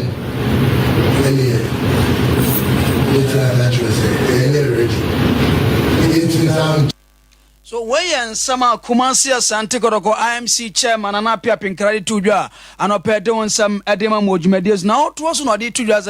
ESCO member Mr. Frederick Acheampong so atama asem ni si na nko expect say answer no beko pole wife ni fie na nka obedi nkan hu Kodoko fo mpanjifo na ono ma di nkomo afa kwan a ba fa so ato no ma kama se na be asempo beko pole abusuan okra na anka bia Kodoko fo so beti answer no akopiem ani pole wife akodi nkomo ne ade no so na Pia Pinkra edi nsem sei atudwa fa ho achiba ya one na mo kokopie abusuafi ho o ba wa ma be busa ya se wa me ka hwe anche me tie ye ene na ma me friend wa fa na me friend general secretary ebisa ne sɛ yɛ asɛm asi na waba no waba bɛtwa yɛ ho kɔ ɔbaa ne fie a wɔkɔgye asɛm na wɔkɔka ɔbaa no ɔde aba na ɔne ayi ɔne gye afi hɔ kɔtɔkɔ nti kɔtɔkɔ yɛde akɔ a yɛafrɛmpɔn yi ɛyɛ sɔpɔta ɛna ɔgye akyire kɔɔyɛ ɛna mu baa yɛ a wɔntie yɛ ano asɛm wɔnka ho biribi a wasɛ akyire kɔ ɔbaa no hɔ no na deɛ na wokɔ akɔka deɛ na wokɔ akɔyɛ ɛna no nkɔ nkyɛn wei ene nsɛm a Kumasi Asante Kotoko IMC chairman Nana Apia Pinkra ɛde tu anim ɛna no pɛ de ma mo ɛwɔ dwumadie so yɛmfa nto dwa sɛ ɛwɔ sɛ ɔgyirie pa sɛ Ghana Football Association mpanyinfoɔ mo ana ka asɛm yi baeɛ no kyɛ sɛ mo na nka sɛ modi kan koraa sɛ nka mɛbɛ Kumasi na mo ne Kotoko mpanyinfoɔ bɛhyia atoato adwene fa kwan a mo bɛfa so na bibia na tim aka ma sɛ na bia going forward koraa no saa nɔma yi ebi nkɔ so bia no nso na Apia Pinkra akyire mu sei asɛmsiɛ mo wasanka modi kan kora ɛfrɛ busa sɛ mokɔɔyɛ deɛ na abesie moba bɛbusa yɛ po sɛ mokɔɔyɛ deɛ ne siiɛ baa ne sɛ yi tanafo so nkɔmmɔ deɛ yɛde bi yɛbɔ match no nyinaa deɛ mɛyɛ general secretary yɛdu so ne yɛdi ɛbrɛko mana ne kwan so a aha na mobɛdi kan aba abɛbusa yɛ ano asɛm na motie ansa na moafrɛfrɛ sɛ mo nyinaa mommra nkran wei ɛne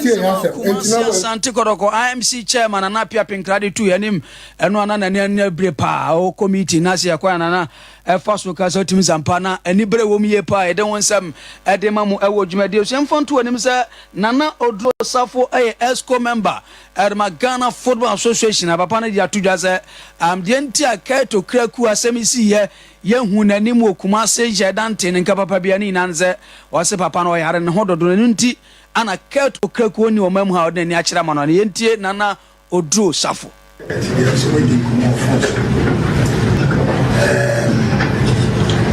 yanko asase but don't want to so get in the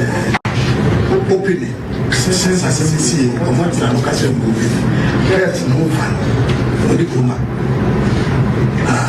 ebi bá kásẹ̀ no fan asẹ̀ mi nana ṣíà ebi tí o nana di kuma ọmọ bí wọ́n yẹ ká nà bá dọ̀ as mi ma mo ìjọfọ̀ ọ̀sọ̀ yẹ ká kọ́ get amba get ọtí àpò àkọ́ní nípa òbí kan first ọ̀dọ̀kọ̀ fìyà ìyẹn sọ second ọ̀dọ̀kọ̀ chairman ọ̀sẹ̀ yàrá òtún ọ̀nà nìyà yàrá òtún ọ̀nà nìyà sasamaba ọmọ fa ọmọ tọ́ ọ̀nà ọ̀bẹ dúpọ̀ máa ọlọ́run náà. This is Nana Odro Safo de tu ya ne mena no pai ya de won sam ede ma mo dwumade so na oto ne nka se no so no de tu dwa se we de o che se o de a cho paso nko pa abema Kumasi Asante Kotoko mpanyifo se sa de na course ni na o ma gia tum no mo de a cho pa ede ma Kumasi Asante Kotoko mpanyifo Nana kasa yemano yitirim yemano kan Ebilowa apuyi sebia kasabra mama friend mama no edire se wona kama suntino ya so kama report yati ebeye demujuna but yesha ko se lona ile yi Kotoko na has aka to baby say mama bisa Adea ni mo bisa sentiment ni ya temu ya kwa bi to ni sa na mu aso wada to na taso me ba ya so wasa ka wasa da yesu ni shiam ai de say ya to sa ka ta ni ne be take steps ya ye na kwa Ibi nyami na ya nai. Ibi GF ya nai. Ese Kotoko mudiku. we ene nsama esco member na na oduro safodi tu yene na no pai yede won nsama de mamo dwumade nsa anase na meeting na se na ga ka chairman owura jona nsa na wase ono so yitum ye pa se nsama na na kan ina no ne kwan so no ne momo omo de a chopa makuma se asante ko company for yente ga ka chairman owura jona nsa one thing that if you are not used to buy it to buy it to you must pay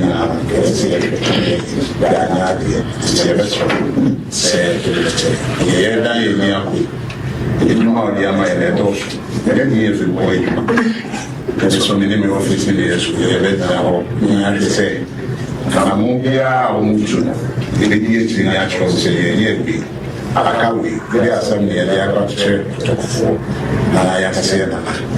Yes, we have the police, the same as the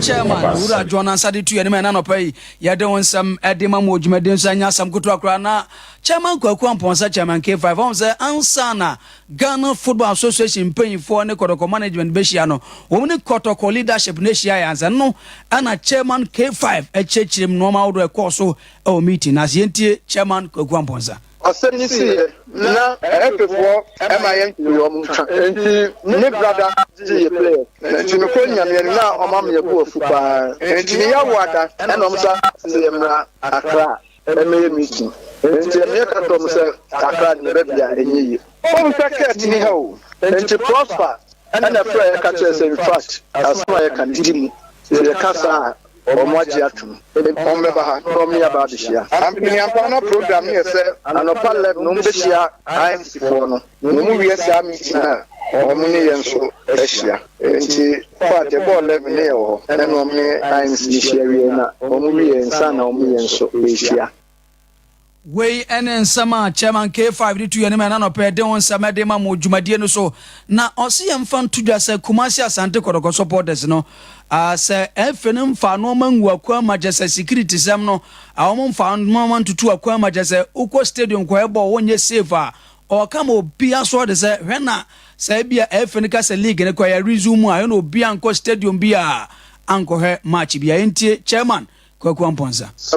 Midinya ministramo asasi nemom ye kanu ye nsankai ye se just for fully enti ye campaign for mo bia fa se ntum se akosia penifo tie no anu no mesramu enye no anu no ya kosia mo de ba no kwenya no enye no anu no mo maka ye be bida ye nyina ye twa ne ba no na me kan so o ye supporter let's say penifo the first concert in Koboling na ko hwe bi na bi tuwa e wa wase no kure ye ba ko pe Chairman Kwaku Amponsa chairman K5 na de san semitu yene ma no pai ya de won sam edema mo dwumade so na former GFA vice president opani afense George Afriedi nkomo pia atudwa na ne nkomo ne bi ne se ogide pa se chese venu bi wo ha nipa no se odi bone na fan na ne de be fan na nka expect se anka bia nipa no bedi sa bone atoato so no anka asotwe nka se different se asotwe no kura mu ya den no edu ba bia na me se bia efe no na damfo any timo na ne sa no mo ina no nipa ne di bone kura asotwe nka se omo de ma no o mu ntimfa sa asotwe na man yentie opani afense George Afriedi nchiremu a ode mai. In the coming days, I'm going to bring some of these things up for you to see. Even in our status, a repetition of an offense. Young man is said, and then my baby, you're finding me 5,000. So, me say repeat our offense now. I'll tell you, for the next 6 months, be a close to me center. They won't apply. They look at faces, say a brilliant teamwork. Other than that, certain venues need certain centers. Be one, you may be as you know, and get see by now, say a close to center now. We enen sama reference George Afriedi tudwa no pai ya de won sama di tudwa de mamo dwumaden so former Ghana chairman opanye reference Kujo Fiano di nsempia tudwa na ne nsama all can say the referee no kwan referee say faso edi Ghana league no anwa de pa akọ bebia no man koye kura no say Ghana football no chese saya na say yentie nkyeremu a openye friends kujo fiano di tudwa efa referees ho ana kwen Ghana football no chese kwa na ekọ from yentie referees are very bad, very corrupt, but every Sunday we go because they are the good books. They do hard job now.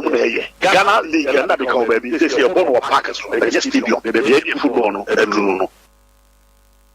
Wey ensema Mr. Kujo Fiano di tudwa no pay de wonsam ade tudwa ade amamo odwumade nsema memfon to onim se MTN FA Cup no round of 16 features no anya babonten na Brekum Chelsea ebebo Northern City Karela United ebebo Young Apostles anso ana Techiman Liberty Youth omu ne Beche United nebebo yemfon to onim se Kumase Asante Kotoko ne Sekondi 11 Wise nebebo Mediama Sporting Club and a Park Academy nebebo Golden Cake form and how to folk yemfon to just say true democracy any FC nane nebebo na fe atram the visa and it goes as the best so our MTN FA Cup round of 16 ma de won sam edi tudwa ede ma modwumade so anya sam koto akora na yemfon tudwa za crowns of folk so say wura mo gym center wa na nya bete o mo jamia na bete na da so na MC afon de ato so no phobia fo mu wura mo gym wo na chese train wo mu dina no den pa place ne titro mo pom chese anya sam koto akora e be gina so ne de afisa me bobo no ya de si ama kwan ama latest intelligence abetna say amanone some latest or the match say course no UEFA Champions League ni na videos and pictures or they supporting the presentation no na bibia no atima fa latest say bibia e kama there yes latest obi to feel pa o so feel pa di for ya fit our Sofia or say on fashion ni agrokranti opani ya fit bibia wo bia enchia na bibia nya fine but before so meto aso no Ghana how obi ya ade na papa ade ntine yemu na baso na nipa ne nto aso no wonye o sa obi na ya ade yemu na baso kantamanto ejana hye no wonim papa Stephen Adum Chedua oh yeah the voice of God Philadelphia so for no wonim say the members of mu involved e wo kantamanto market na hye no wonim ska watch the man members no 22 billion old Ghana cedis. But you want picture into some mo papa na baso. Ansa no mato aso. Okay. Na ye encourage amount for say obi ya de papa ye mo na baso 22 billion old Ghana cedis. O de man na soroma na omo ye victim wo Kantamanto market no. Obi enya a tune of 200 million old Ghana cedis. Inti papa 22 billion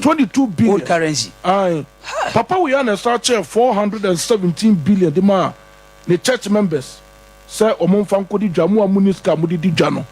mo fanko di dwa say omo ne ma hye wo Kantamanto wasa mo 22 billion a che dia mo ye mo papa na baso se ya na nka ye nyina ebe ya sanka Ghana ka problem mawo ka ye nyina ko bia betumpon ti papa Stephen Adum Chedua me dedicate foreign news nano pay dia mano wa ya de pa on to aso na wo mo adwuma on to aso no mo adwuma okay ye koda fei ye mfa mo na next time na and on pay live for the Cotton Super Megadal 93.1 FM Sompa no wasugu so wutie no oko Facebook ko so Sompa 93.1 FM na wo bomoten eswe to follow na wa share na to message na ba anope be kan so daba we to be so intisika na papa no koche no picture no na ta Facebook ko so ye nwetuma no pay edem ama mo ye to be so ka papa ma bibia so etuma ko e na UEFA Champions League no wadoro ma play off no Manchester wo to so to be toja eno your first leg ami patron na so to be toja Real Madrid bobo ko no eno de mi patron yes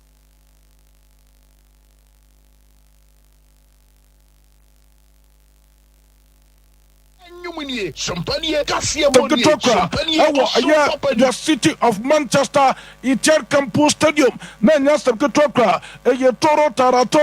Toro Real Madrid Bobo Soro Kudie and Yastabketona Wamuchi Soroku supporters ni wetra na nya asɛm ketewa obi kura ne fitua na wɔta obi akyi na toro taratoro na wɔyi n'ani wɔte asɛ na mmaa no so ɛnura wɔ akyerɛ na nya asɛm ketewa kura na nneɛma kɔ so Real Madrid bɔbɔ no for the first time wɔmɛtuma trouble ɛso ɛtuma wuram ɛwɔ Manchester kuro no mu abɛkye Manchester City bɔbɔ no ɛso ɛtuma tɔbɔ so nkunim bibi ɛtuma kɔ ɛtuma Real Madrid bɔbɔ no ɛno abɛkye Manchester City bɔbɔ no ɛtwa bɔ kamiɛnsa wɔmɛtuma mmienu aberante fɛ ne Erling Haaland mepatɔ under 90 minutes of the game no abɔ first goal ɛso ɛtuma Manchester City bɔbɔ no ɛno fɛ mepatɔ yɛnya aberante fɛ ne Kylian Mbappe no tebo fa Kylian Mbappe me patcho the picture into Facebook no so ekoya brante the pomoten na fa wotibete kadmonsha de wey ya brante fi Kylian Mbappe the goal na wonya ya wode take no Edeba Real Madrid kono what a kick what I say what an acrobatic kick from a brante fi Kylian Mbappe lotin assisted by brante ya fi Daniel Fernandez Ceballos todo no fi Daniel Ceballos anam patcho kono na so pa Edeba Real Tubo kuna anano pay what to so taba we to the so into me patro game na cost no me patro future no na ta Facebook na so Real Madrid bobo kun patro de tene say wo mu go so bunya ye no ana yetem na to Facebook na so no pay ye what to so taba we to the so ko TV na so aya Sompa TV what I say Sompa TV na wo promoter risk to penalty na kirima referee bona penalty atem na Manchester City bobo kuna man atasam na so koye Adeba Manchester City bobokono ana brante for the Brahim Diaz Abdulkader de Moroccan International abrante de Bemwa so beye jumano aso de Bargelba bobokono patrotoma ekwe tutu ana fa brante for the Jude Victor William Bellingham Bellingham to no for the Jude Bellingham Ebo Motain, Aso Porten Gono, Edinburgh Gilbert Tubokono, and Tendo already did yourself Pep Controller Iceller, Todono for the Pep Controller Manager, Edinburgh Manchester City Bobokono, Papana Suya Rough, and you meant to Makwe, and from a City Bobokono, goalkeeper Feder Tasubo right to Santana Tapodimo, Nathan Benjamin Castati Gemino, already did Manuel Bofamia Kanji, Rupert dos Santos Alberto Gato Diaz, already did the Josco Vadio, Alfred John Stones, Bernardo Silva, Cavallo, to the for the Bernardo Silva, and of Savio de Oliveira Savinho, as some detriment to Atana, and as what to Mr. Tay, Adama City Bobo con a confident to Bonya, a Branton for the Jack Grealish, and of a Branton for the Erling Haaland, where the players were most at here, Adama City Bobo Cono, to Nicola Macoto, to put him to Marielma to Bobo Cono, Falan Media Static Camino, Raul Asensio State, Aurelio Tremeni Dani, already did Federico Santiago Favani Peter El Hakon Bombazo State. Edward Gilbert Tubokono, Daniel Fernandez Ceballos, and Todo Camavinga Cabino Babinda Sami, Todo Todo Camavinga, Joseph Pastayo Oliveira Vinicio Jr., Todo Vinicio Jr., Jude Victor William Bellingham Pelego, Abrante the Ting, and Rodrigo de Costa for killing the Purple 10. Why many players already think, and they cannot as not use woman against Man City Bobokono, Bibiasu to be Koye, Mommy Abrante for the Erling Haaland, Bepatro Holland, my main fan to the Bossa. And not 2 goals no nyaya and so the Gilbert to Bobokono me patro in terms of UEFA Champions League were both 48 games and a team Man City Bobokono and of Borussia Dortmund Ayasal Bobokono was shot 49 goals in the UEFA Champions League in 48 games at Brentano and so to bomb that were UEFA Champions League and we are Brentano for the Erling Haaland was that kind to Man City Bobokono fina so yeah and so they for the first time me patro Gilbert to Bobokono sweat to room Etihad Manchester City Bobo Stadium Aquaquati Manchester City Bobo Kono and sweat to Bobo Sunkunim when they the first ever win for a young Bobo Kono and you went for Champions League of Manchester City Bobo Kono Tadeka Crab. If we get to Bobokono, if we must to the bar, young went to my sword to Babusta now me patron before the game, me patron could behind the scenes. Yes, Gilbert to supporters no, Master Nasa go to answer the west to the war, and you ma, Gilbert to support the commander of the supporters, me patron Jaya, now for was status the war too, now it's your voice, any passionate, me patron, but it told you know, Adeba Gilbert to Bobokono, and my supporters in your purchase on Sunday room, and we eat. Yeah, no fay. We must support Kokoma team no. I'm a team no sweat to me could be of Manchester City Bobo couldn't do the young Kodafe. Young Quadia see behind the scenes.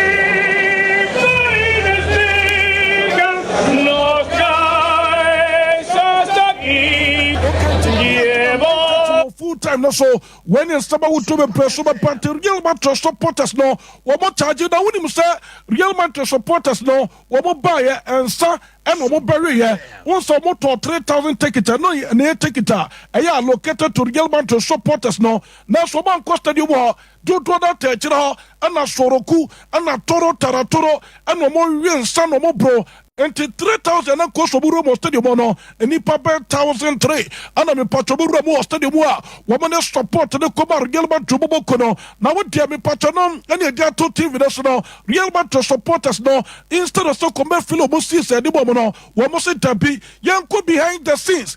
itia me pacho mo first video no ento TV so Real Madrid supporters na techo na wo mo tu soroku na fo mo chin wo metaba tim no na yanko da fe Real to supporters work Ashtawa, Katoro, Taratoro, Nankobi Credifitua, Nanko Papa Waters, and today, Yanko behind the scenes, Italian Campus Stadium.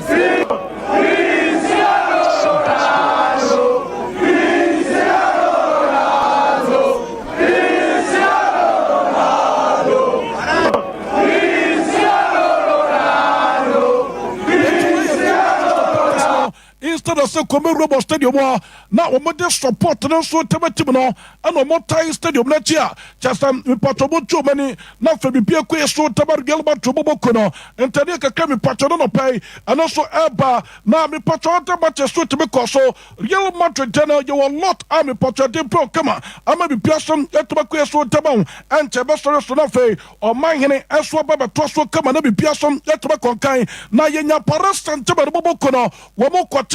start Bertua, Echan, Kamiasa, Aman Pato, the Telesomant Manoche, already to the money Tempele, Els Takundo Tembus, Torona for the money Tempele, for 2 goals, Adama Pares and Tema Bobocono, Anafayanya, Ju Febobocono, Wamoti PFV, and Tom Van Bobocono, Echabo Camino, and Tom Van Bobocono, Etekero Paco, a branch of the stream Pancula, Etme Twatana, Elswood Batu Febobocono, Western Macani, Elswood Twatana, Adama Ju Febobocono, and a queer 2-1 a Drew Febobo could have me patrol first game. I will play off for the moment to be winning. And of a Borussia Dortmund Bobo couldn't go away. I quite a sporting sleepy Bobo could try to come here, sir. I'm a sporting sleepy Bobo Kono, woman to man see a day, woman to man Oshi, already doing any Sawu Kurasi $1, and probably to be to Pascal Gross, and of a Karim Adea David, and the players of Bobo, the patrol 3 goals no, and about Borussia Dortmund Bobo Kono, game across between Drew Febobo Kono, and he and Tom Van Bobo Kono player, the Federico Gatti, and a property in the man of the match. Real Madrid came on already to the Felicio Jr. and a man of the match, and we came on against a city Bobo Kono, and a favorite patron, Borussia Dortmund game national, Bipiason, let me quiet, and so to my Aya Branty finish, so Kurasi, Aya Boys no, I'm a patron man of the match now, and so quite my Branty finish, so Kurasi, the Guinean international player away, and first things for Mr. Academy Dortmund Bobo Kono, who put your papa, now the reason here. Abrante Felicio Jr. What I want to know, me patron Barnaby, Man City, I yes supporters need the Barnaby bastard the war. Nobody be Abrante Felicio Jr. say, attend to the Bolontono, young from the Deba Abrante Rodrigo, now Felicio Jr. a Susa, and almost say, stop crying out your heart out, or say, stop crying your heart out. Way, they am part of the Tenesta, Man City supporters, brother, what the cost of the war, and no name Patrick Kubus already to the pep go to the sir. I just supported the cost of the more win. Was it a big one? Now, the reason to who say, Abrante Felicio Jr. What Bujuma Padita City Bobokuna, what it's a Brante Nantino, I have banana, the patron, Abrante, Man City and Perifanas, Man City supporters no, and the call, I yesterday more, I know, and I trigger Brante, the motivator Brante now, what was the one answer, what to be control magic, Emma 2 assists, at the bar, Yelman to Bobokuno, Emma Kuguakon, and so Manchester, City Bobokuno, ready to the pub go to Lassa, what the Basobopan and Tabar to Bobokuno, I will Chuman Nombaya, and it City Bobokuno. Now, Brante Felicio Jr. Yanko, may coach after the game and summer. What the two was say, oh, what no, Adebakwa, a bonny palmer no game no, what to be relaxed, yeah, just what bought you my pass with it here, Man City Bobokuno, a banana, woman the bastard, you know, young could have young coach, Abrante Felicio Pasayo. Oliveira Felicio Jr. Todo Felicio Jr. Ono so stama ono so de tuja me patriot 9:30 ya the latest nom so de probo kama woni musa pronto de tin ani Osmani Dembele El Zakundo Tembus todo for Osmani Dembele sa pronto with the last 3 games wopo edema Paris Saint-Germain bokono was 7 goals the last 3 games apronto Portugal Paris Saint-Germain bokono was 7 goals ani apronto ya for Osmani Dembele El Zakundo Tembus todo for Osmani Dembele te fina so de ba na apronto for Roberto Lewandowski Kupan eye pro se kan te ba passa bokono me patron ono so pass and pay for any apprentice to my funny agreement on the pen best kata so obe started the contract no and so to pass abobo could till 2026 now for apprentice to renew no way to so na a lot of offers if you Saudi Arabia buy for apprentice ferro Robert Lewandowski so ko bia obe stay wo pass abobo could mempono na me atom na so return free football mo obe stay wo Barcelona credible na for bia so let to quit about apprentice ya for Robert Lewandowski Kuban when him say Al Hilal bobo kono and of deal brokers I was Saudi Arabia Pro criminal omo personally for pompere for to be man can manimia omo terminated the contract of Fabrantia the very more Salah and the room was Saudi Arabia no best academy Al Hilal bobo kono and Saudi Arabia for no and in for bobo kuna sinkona I am mutin kobaso da bia o metuma terminate already to the more Salah the contract then the manimia no warum I was Saudi Arabia da for kokosia kai I was Saudi Arabia Pro criminal 20 kakra and on a panaso pentinamia to me at 9:30 me patrol full time get the full time details never pa live on Sompa 93.1 FM where the tip and at the band amia to 9:30 at Sasia get the all the details now as for the ba my Sabe troso one in an cancer board with transit company and you Sompanie Cassia Bonnier Sompanie or Sompapanie Sompanie Radio Nier Yabo Yaba Sompa Sompa Sompa Sompa.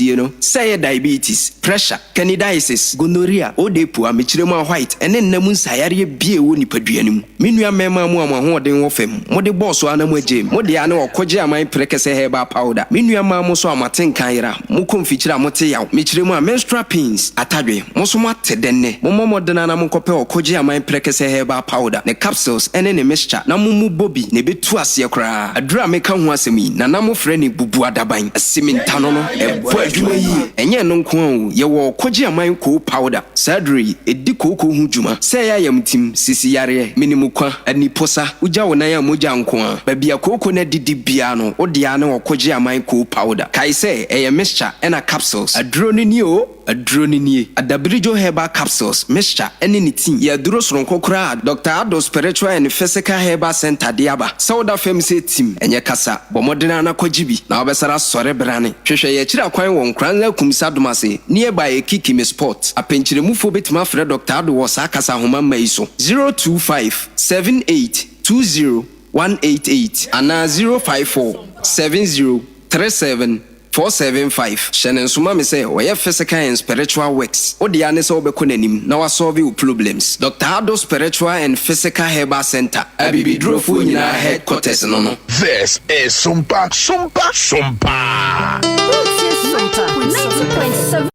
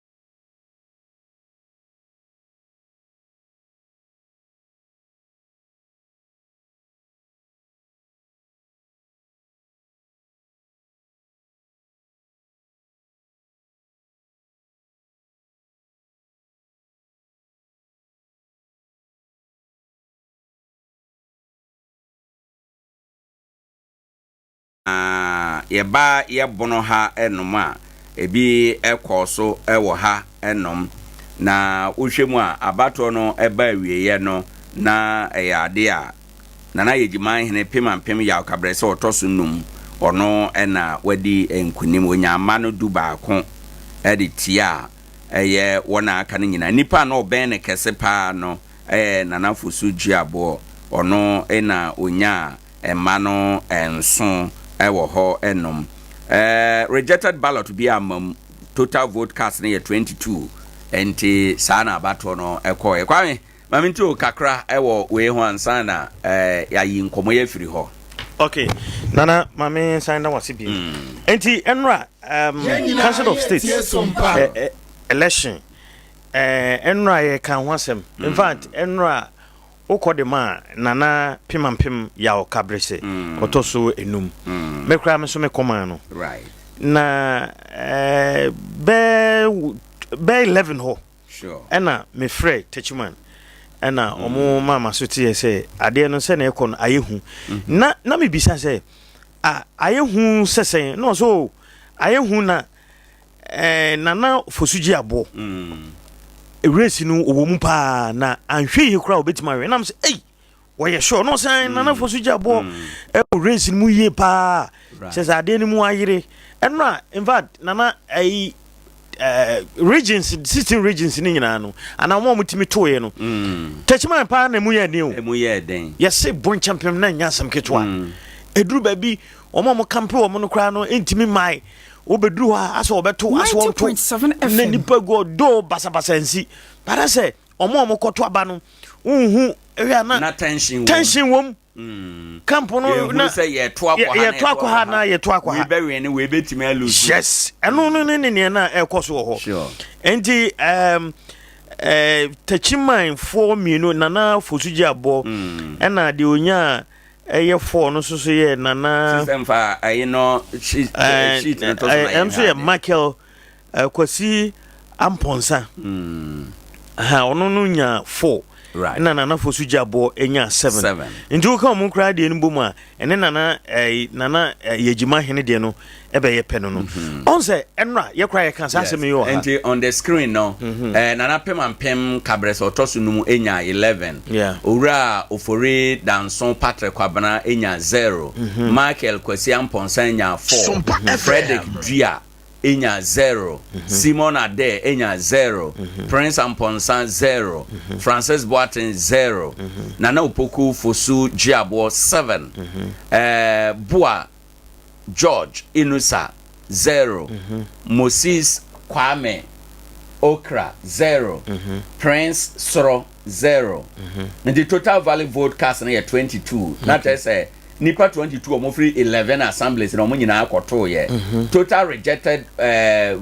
ballot na vote no no ye 0. Aba na omo to ye no ebi ansai. Okay. And total vote in the box no no so ye 22. Ntina okay. Tese omo nyina ekokoto ye. Okay. Yes. Enti enra na ye kan wa ha say. Techimanfo na ado so dodo. Enti se nka kasa bi betima bamu a nanka bibesi fomu a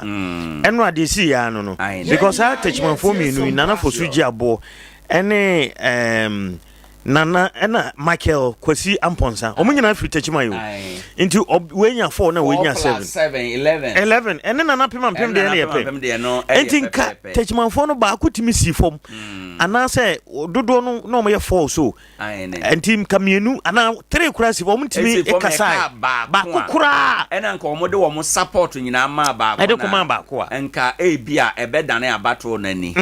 so what I say entima amasa but enra mitie nana pimampim o say vote I can say where okoyi o nini nuanom ne koyi de but the person can say bono is nkonimdie na okono onkoye yeji na memo okoye bono is nyina de ama bono is man enti nana pimampim sabio ni dibre as president ewo bono isi ha 90.7 FM ope ono so ye na djuma sure na ekonkan right enti say watimi aiden arene but the me metimi akane say pempi no say ye kwa akansi na region baako ana say ye fane say constituency ana municipality baako ana kuro baako mufo omodo so sa no a ye ne omo nkasa na ye ne omo kasa ebeboa enra na wo kan bibi say minim say wona na wo kan say region no akwai ti say techima ayene techima no ko a enti meme kra de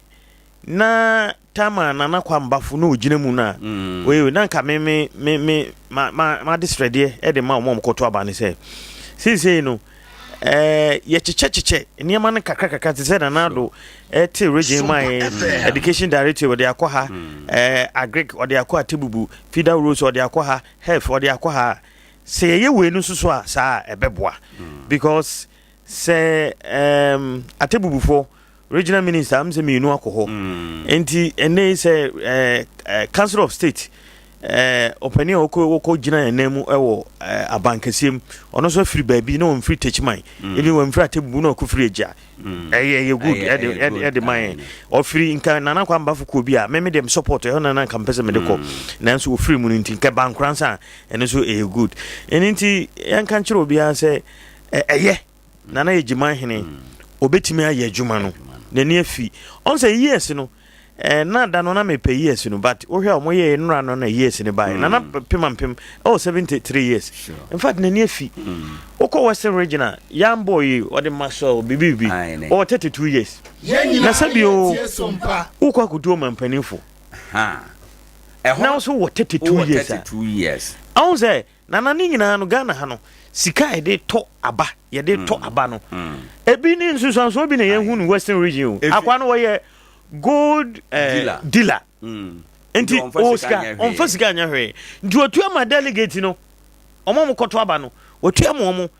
wo hwe omo ayi na ebi wo 68 50 years 40 years western region for no but 32 sikanti omaje akoto ama no ena adwuma saade na ese ye man ya dwene koso wahu etese obema wakofa oba so ye bema pani na fa akwada abayo a akwada no behunu se ono ye pe if you say ebasa na san what we call bond of equation what I say or fan say ono ye pe Ghana constitution say ansa na obetima di president no e was say we di 40 years and above Ghana constitution no count enti say ubetima di president na say we di 40 years and above aden obi a okotu president for no oye below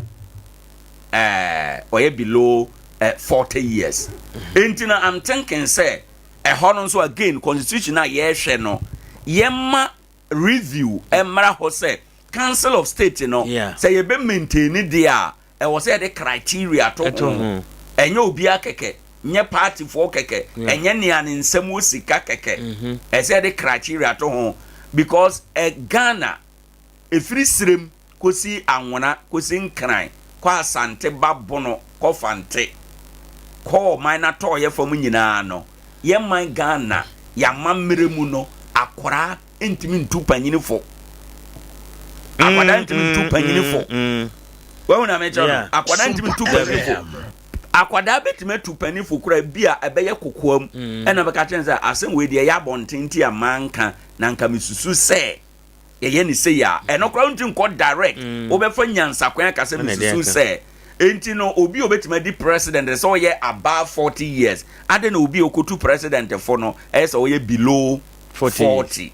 ene hono ene mra no ebra but election nso no yamfa criteria bi anto nti no ono so wakọ wawe ni ndi because ye ni bibia beka said they okay 40 years and above and obetimi a contest for president and MP 21 and so ekro enti ti said they okay president the state wo mu adena ono no a okokotu president no fo no below 40 na even grano president we president first gentleman of the land enti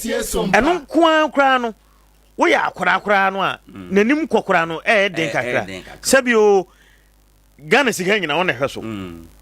o te say ebi abaya wadwen say o ye gold dealer nti wo sika no Ghana sika no hweso no so so te say hono de osika no kran ko ho ma ne ye kokora na ye culture mu no isari ayentete tie se Ghana for no say but yanya to ma na wie enti no but e o say ye ka ho bibi na president no age da ho dia ene ese say na futufor no nso no ye de age to ho efi say obi a obetimi atu president for no e wo say wo in the position say wo to me di president no bi emani ye even crown me crown de me say kebenya omo ne president emfie yepe ana omo bro no so na pem ni age no 75 okasa nyansa wo 90.7 so what I say wanyini president Mahama kura hunu kura na sabio yimu no obekoto kura ma no se wo hwe ni age ni ba bi e waduro ni ade a obekoto kura ma no na wo young boy ti say systems anya sikanti wakoto delegate na wakonya aba no na ya president kura hunu na say na kwa we kura president kura bubefu so what I say endi ye ti say ye society mu ana ye amamre mu no ye culture no o ko ye fra wa himfie kura na ko na hu na nanom penifom ti so kura na ebuo wom na obekọ ahimfie ana obekọ baabi na omom tete onyina nkran udu okra na okra no ubuo na eso de mom no kra na eso ate nti eno de ye hwɛ na yenka ne ye na de na kumase so yese omoto ya omoye sort na bencho manfo bi so eduru ho ne ade but yen Ghana no asa bibia ye de asuma no ekomo we so ye mecho mansem council of state abato nipa no me yedo no say e wo say we ye kofa macho men edo Ghana pa enim guasian kwa na ye o council of state abato akofa macho men fo na positive for so omunya nchi wo mu na e mo wen nipa do say kwa na wo ho antimantima nchi police for no but I feel about can be wo ha mre bi atwam last year also say ye the police for nanim twitwi form a men can no that word for word me paraphrase ye the woman twitwi form a da ye be hia wo mo no ye nya wo mo e bi na asi no nienti anansan nkrofo di bone a police for ntumi nche wo mo no nye say omusuro ana omunipa wo they have that power but because of the politicization se omo koche police for koche obi nora e wa bato na se kasa MPP a police for ombe ye bibia begu andi se ni ma se omo ya MPP police for sa tag no ne sa nimu a ye de twitwiri form no enu ti na man ne police for no ade bi ese omutimi take action kra no omo to osuro odwe ne ho osonson ne ho e wo niam bebre mu e kan ho bi because police for nana meme de police for say uye bibi na say o man ntimi anchewa ada say o munim hu bi ana o ma hyeda me ma hu issues bebra na ba bia na issue no hye no police for timi kochi nsa nipa no na me hu say yes ti say de wo kan police for timi kan chem say enra RCC wo kumase ankofo no mbeye niam basa wo ho no o ma hu o ma na o ma ka so o ma che o mo ntimi che o mo boa police for boa o kumase na ye de bibi be tag wo mo ani nti na o mo so ayo ma dwen no because ankofo amba ho abaye gigigigi ebe niam mfata ne ade a police for mo na mo so mo ntimi nchi wo mo but adana no instant esen ko mo ntimi hankofo mo o mo che wo mo bad bibi nti ani nti ya be sere say no so nko mo nya na mo ntum firi ho because amampani hia council of state animanim ye do mo ye bibi o in fact on say an appointment no kura o bebre o wa ye kan ye di ye ho no kure pa nka na appointment no bebre say nka ye null and void be to say Bank of Ghana they say constitution says our appointment should be done in consultation with the council of state. Now you need council of state and so already your appointment no ama washa say kura o hold the administrative meetings near there no by default uche won say e hokra no sin to aba hodada enti no e yade a yenim ye pa say council of state no mampani hia omo jasu enti Asante region there no omonto omonya ne na fi yenya the full complement of council of state no na yentume enko yenim ewo ho enom okay kwa me meda ase na sade aye kan na no pa kire wo no yene St. Teresa's Hospital penifo bedin komo na Reverend Father John Bremin yene no bedin komo or health service administrator ewo St. Teresa's Hospital yana no din komo kakra dwumade bi wo mo anim omo bedi na ya hwe chefa ubenya na won so betimi de aboa ewo dwumade mu ye wi a ya de yenkomo aka ekire no nyina ebebro na yetime akoye nim nyame adom ye kasai Reverend Father atena se Reverend Father asomdwe nka na yes no me patro sa pomu ye de yango pa adom ho ye pa na wonso adom ye ma yo anopai de tiawa ya soate na yenim se nyame adom a adechie fia de we ye nimu mu dwuma de kese bi a moba abedi ede ama Nkoranza man dimu nkomo kire yen dwuma de ben ya okay onia anopai de medical achia nananom won Nkoranza se nyinara na championfo a won Nkoranza na nanopai mutie Sompa FM Sara so be chia Nkoranza man nyinara na mu bia so ache right so ni obusa ye no krese on tini Teresa sabi won Nkoranza ye the biggest facility wo ye Petemasi onyankopon adom yetimi ayebi kakra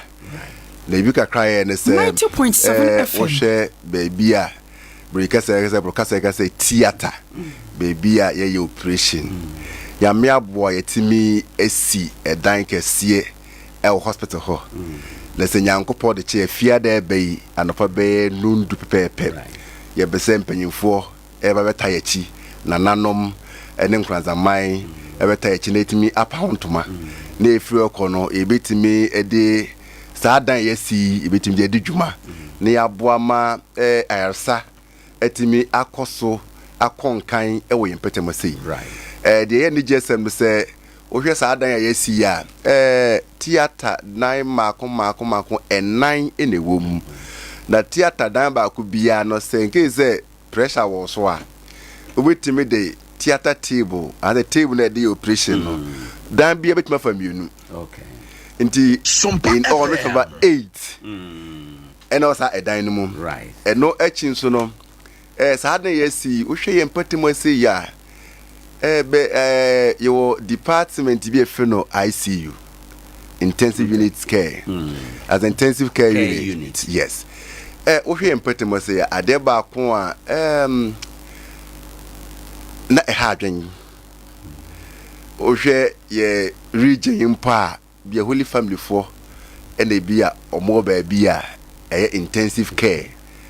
purpose for adults. But Ohwe ye important must say de yenibi. Eti afe na Nyankopon adomabo asa dan yi mu yeyi baby a yedem se di sa adwumadie na sa unit no infidi a ewo se yede ye adwuma ewo ho no edoso yie right nyame adom enya kakra tie Sompa infidi di akotene pa ho bi ye ventilators as a ventilator nyame adom e ka sei ventilator na ye den den machine ye fidi a se bi se nipa no home no enye no home no kofom ibetimu ya to se fidi no so ene be bo am ahome alright ebe ho aba mo timi se de oba ye ne oxygen so we so use oxygen sa but we no said the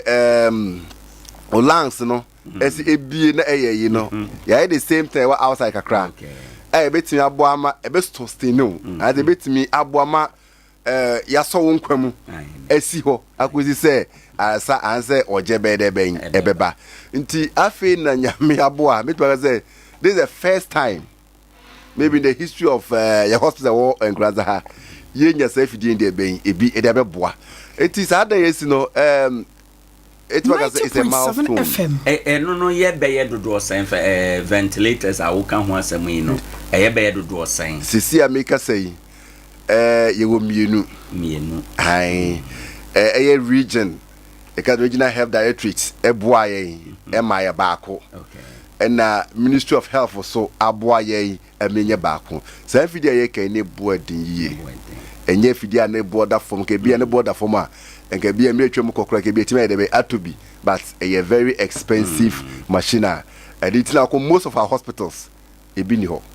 right enti said ya waka ne ye nhwe wa me yahunu se mwanya theater no wo se ye 4 theater rooms. 4 theater rooms. Yes. Edru near dinner. Ebia so betima for tables. Mienu. Yes. Naturally say ye ko ye nimu a papa. No. Papa. And yenya ventilators and so no. Ebetumi aboa ye. Yes. Wa ma yahunu say ventilators and the mfidi a ne boy den kakra nti no eno na ma ko facilities bebremu a ebi eni ho no. Sa facility amwatumi aya de chiamo pa ho ntoman muama hodin mu ana se me bisa muama hodin IGF donor fund ana support bi na munya ya yetim di pejasi ho okay oni ameda wa anu ase papa o hwe dan yesi ya e ka se ye donor portion wom okay en ye wo IGF so dey ka cry dey wom ni nyina na say dona bia no ansa na obeba beboa wo no obeso hu so commitment level so we hu say bia wani mere say say dey be utu na mpopa bia ai say wo bo ka shira very good very good it diet mi see ni nyina na say vaze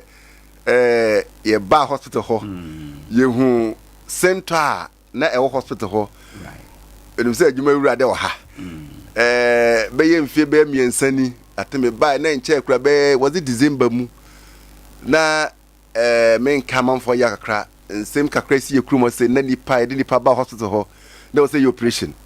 the operation na was say ye no na nipa be 9 say my mind set me right nipa be 9 na bibi ever say 2 de be aka wo mo I was say a day of your operation luckily ne wo specialists were around nti wo hwai ne odi kan a edene koye no ono nko adi 4 hours we table so na table so ba akopɛ dino mama kan nyina no na wo se ye manage omo kakra ne mo da ho etwen se ye be wie table ba akono ansa na de foforo de ben aba beto 90.7 FM eti ye hu se eye bibia very risky china ebetima ye wo ebetima ye me ananse se wo hwe hospital settings and people no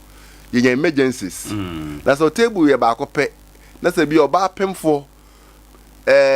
ne case no another situation in emergency situation yentimi nka say ye ja opemfo no ye mienu wo ye baako bia wo baako no ye do beto ho ne afa mienu no na se yetimi gi mienu no nkwa wie na baako to ho de ya danyame ase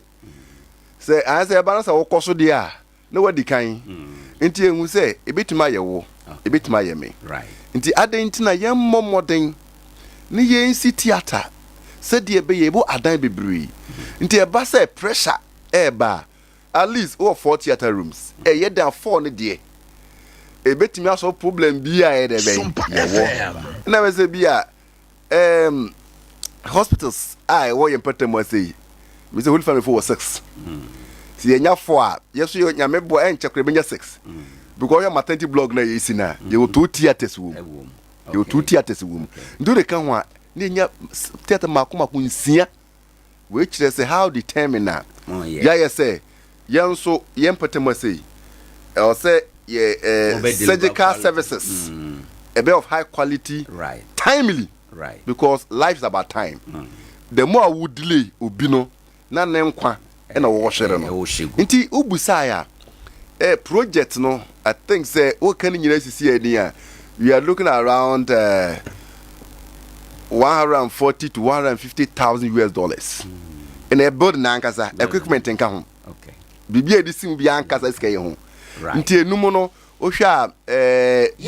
dollars no me Roman sorry ba ko am US omo Iowa diocese sa abusuafo yi na omo abo about 85 to 90%. Oh, okay. Of the funding. 90% of the funding. Okay. Yes. Indeed, the akano yes, your local contribution. Yes, you kra. And it's a danu hua that is a component a woman. Right. Facility of this nature, no. Yeah, here expert omobemane doctors and specialists. Minister more modern in terms of doctor capacity. Specialists for that matter. Most trying to saying. Onya obusa a very important question. We wait to Messi DBC. We need specialists a be elephant. ACO. Ko bi ntimi nyusu. As part of your strategic plan. 90.7 FM. Hospital be make me depending on your human resource capacity. Right. Right. Nti o hwe oba on Teresa asabisi ya.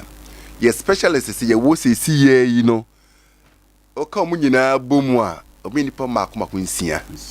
Your doctors nsia. Right. Sa doctors nsia no ba ko histopathologist. Ono nyusu theater ni bi. Ono we school aba. Okay. Nyame bo a da che ba be ka no ho asem. Right. Ne etoso mienu ene ye wo bi a ena die mampo yetimi ye ya bi se sisa da we ne se o specialist on beba no so munye bi ye adwuma nti ye wo obi a ye twenu no e wo neuro surgery ono ye key personal influencer or decision to build a theater ti ono na adwuma ne sen ono na adwuma no ene se oye ndwuma bebre bia on say to betumi papa bi no ambiro munya stroke eye wonti bi na apai e wa adwene mu na moja ide ben aso na gutri mu to betumi apai tri no opaya obesisi e honom kama ama watimi aside ben stroke na say niema na ban mos spinal cord nnompim baabi eye eto chima kakra sa neurosurgeon yi obetumi de aye ho adwuma right eti a key person as a key department I have say in the near future and make us say wakosu no ye wo two general theaters for general cases mienu ba ko neuro surgery theater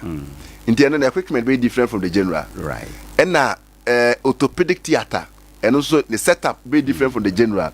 ntini we no nyina inform yen and wachi urology and doctor no call later part of last year very fantastic surgeon nti sa nipa we no nyina and na wo hwe another area so here ophthalmology will be of any we area ha whole family will back up pay whole family 90.7 so ye okay yeah I say sankrofo nyina no ye do my dey ben eco school they under training nti in the first ye ma 2 to 3 years etna die ehia pa na say ye ti sa dan we ye nwi sam ye gase bia 1000 Ghana cedis bia adwuma those areas are really specialized intensive areas nti so when shede nya emwa pa it will be very difficult make I say doctor kumsi nya be 2 years e ko fanoje tree no the less be blessed father won sha say so sane ho dae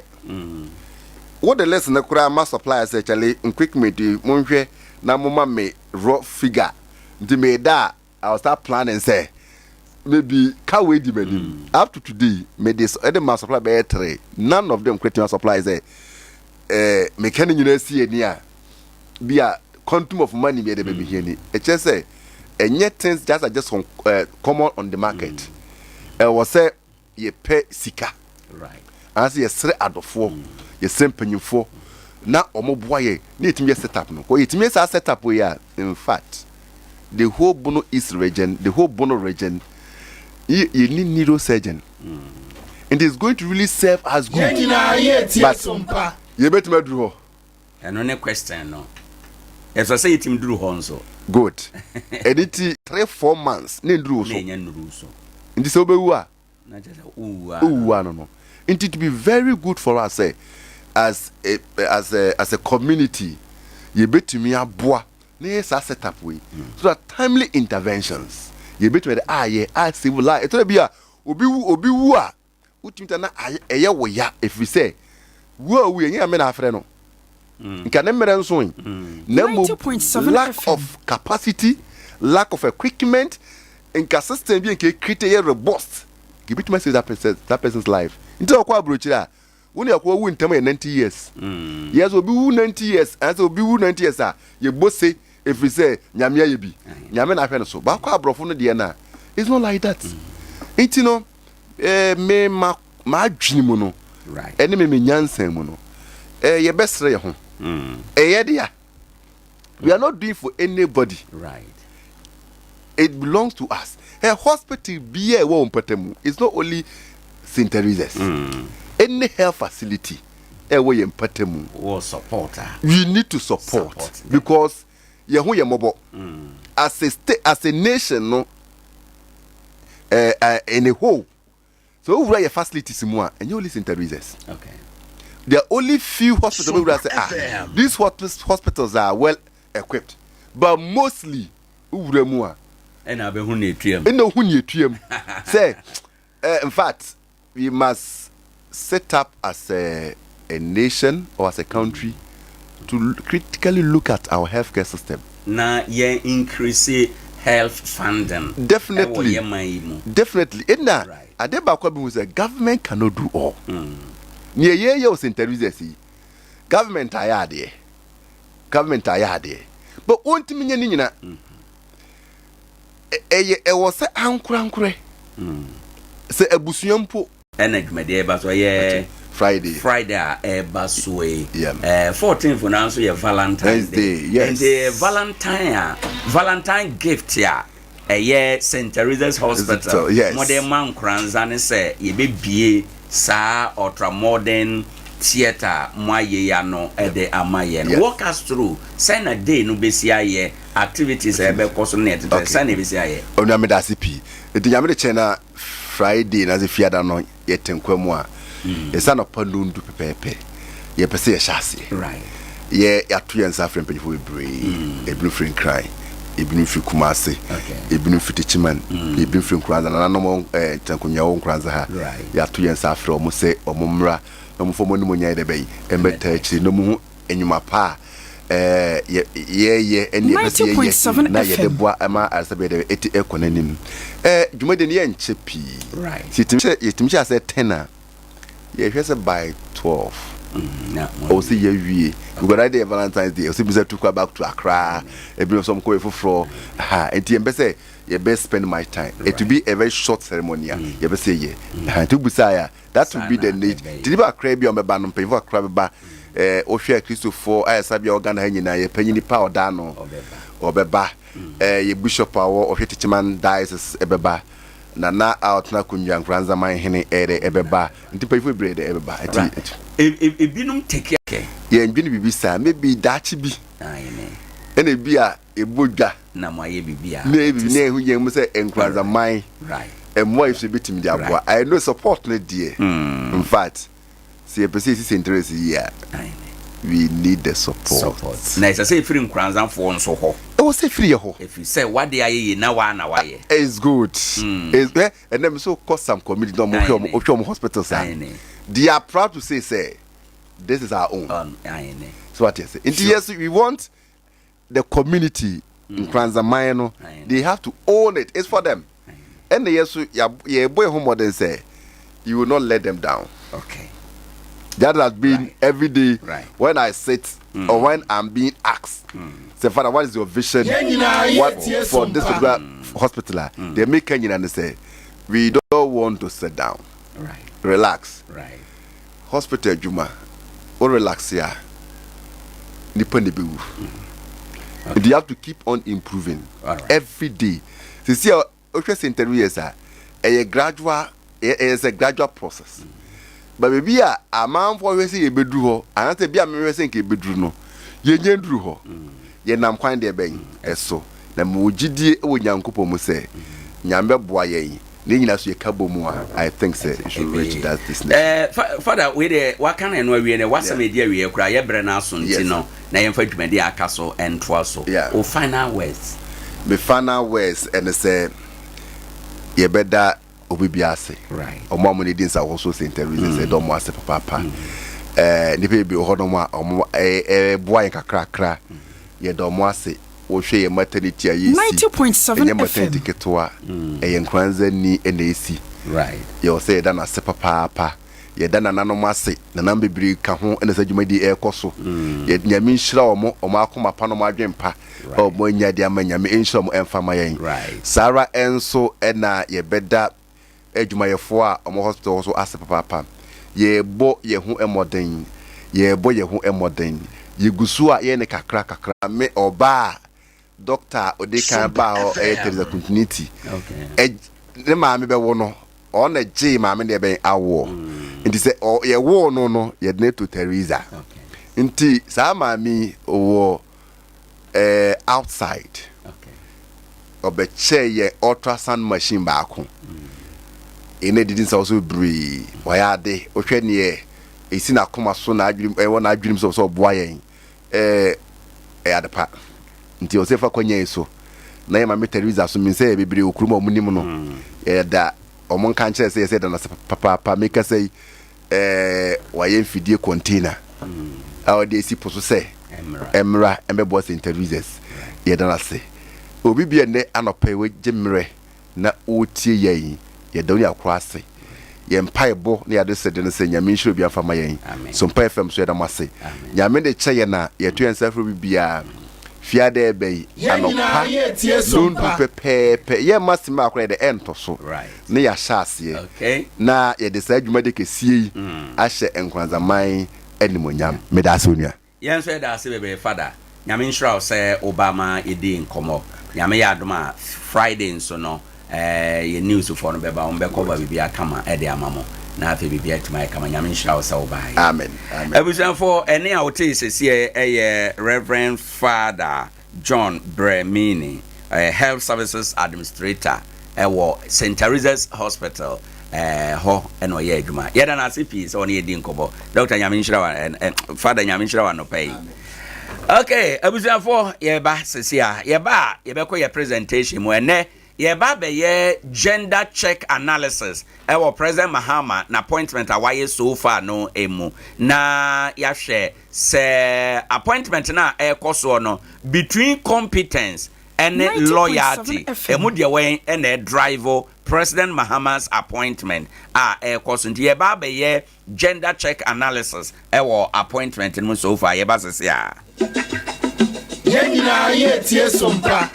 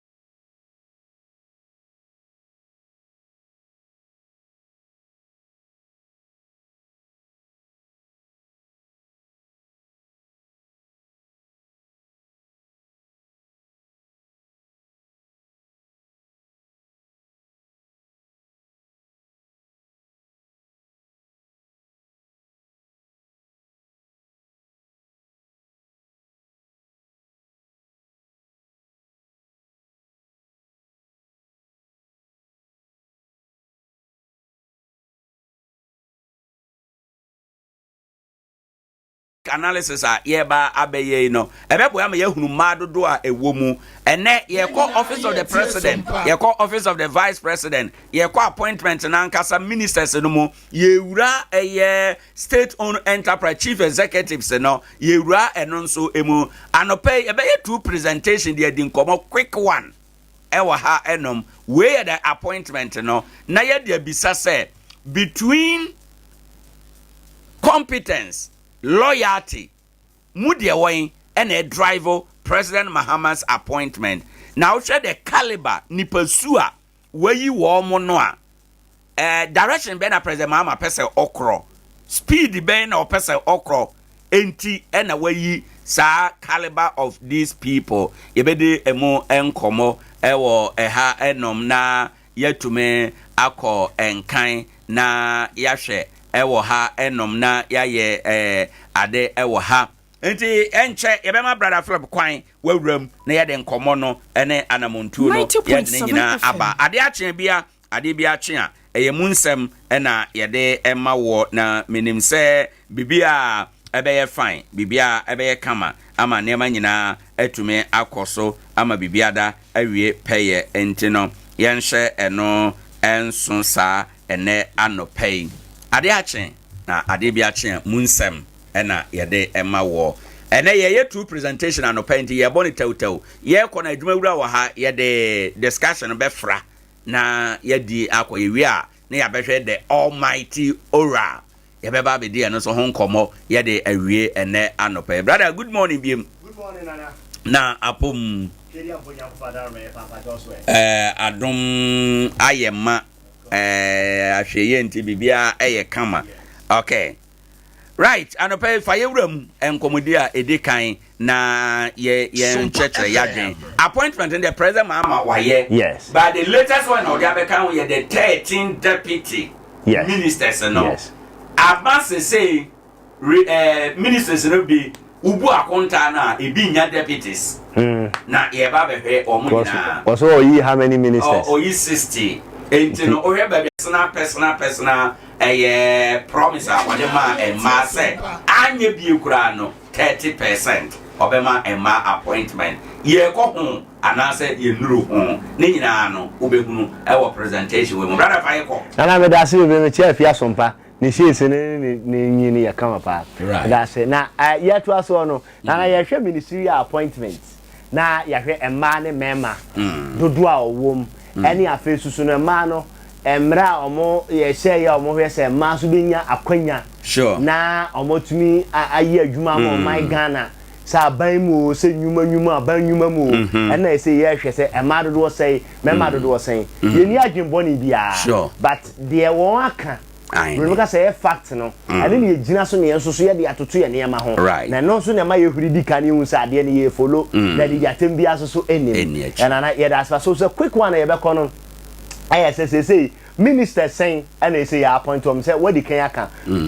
President John Mahama His Excellency or no na picture da so ko Facebook e Sompa 90.7 the ministers or share ho bo so be to be appointed say no ye hwe dodo a also obey is also be a 60 ministers and ye man nyina kwose de osisi kwa said ye waka no 8 million said ye o say ya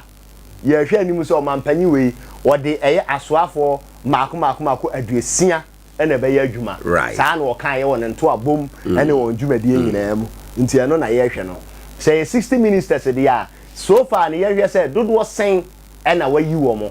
ministers na asoafo dodo sen ena wayi wo mo eno so wa say e say asoafo wayi wo mo a ye wo eye mako aduonum ensia 56 ministerial appointment asoafo no aduonum ensia ena omampanyi John Dramani Mahama wayi wo mo out of the Sompa 60 aduesia na osi obeyi no eno ti yanko e say no hwemu a say wayi eye 56 dia na say niema nyina kose de osisi kode waka na no so obeye dia na say aka enan pe so far enan ene wo se beka ho na afi na no disem no etimi wie peye right eno ti 56 no ene ye ba behwe said ye eno so nchichemu no esi etie enti enie aha the 56 no the edikai no wayi eye 56 na mudunsia eye regional ministers eye mantam no won so behwe so asoafo no behwe so no ye wo 16 na he Ghana aso a ye mantam na ye eye edu ensia omo ye yi omo nyina afa yo 27 ministers of state won so ye yi no 16 regional ministers no free 56 no mu yes 27 regional ministers free 56 no mu 27 ministers of state free 56 no mu okay and at 13 deputy ministers and also free 56 no more and 16 27 13 ebema 56 yes it's a man for him so your 56 appointments so far ye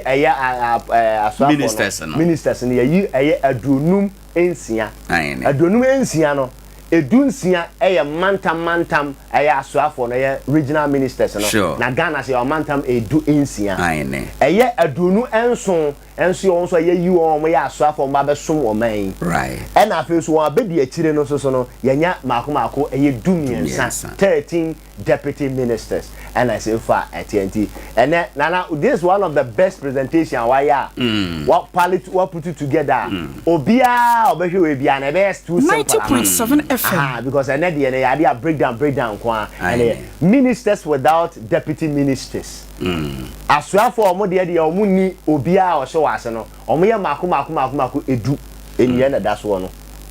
10 ministries and ya de say omo ni obia o so mase into omo de omo nko anti even say dia sports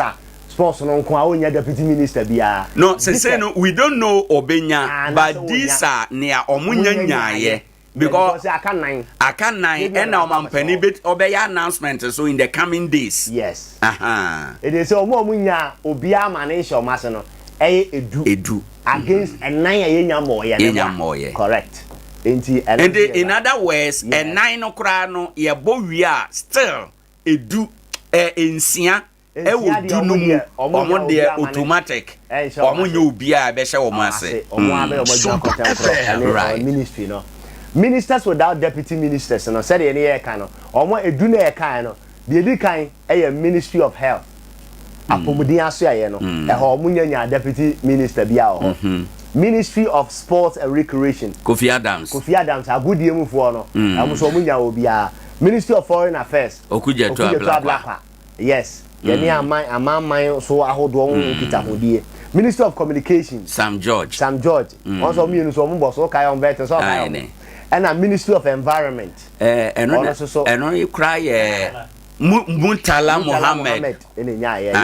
yes well kwabna boatin wa ya alert health ya candor ministry of gender gender so mu yi ma eno yankwa ye be kai ministry of labor Rashid Pepo Oni deputy ministry of transport governs Kwame Agoja ministry of youth development transport Lipen ye transport sure ministry of youth development eno ye Pablo Opariado ministry of fisheries ono so oni deputy so oni deputy okay Minister of Fisheries na ye ayi woman on the TF dwunin Emilia Ata omo na yesi omo we mu ene ayi asweye du omo de omo ni obi a sha omo ase sure say ye hwese so omo nya bi ana omo nya bi ba ni nyina mu na de ya by ye go by 60 ne de ya ene ye 6 enya bi nti ye be hwe you see former president Rollins ba na ye hwese obenya ba bi a sha de bi anu aka 9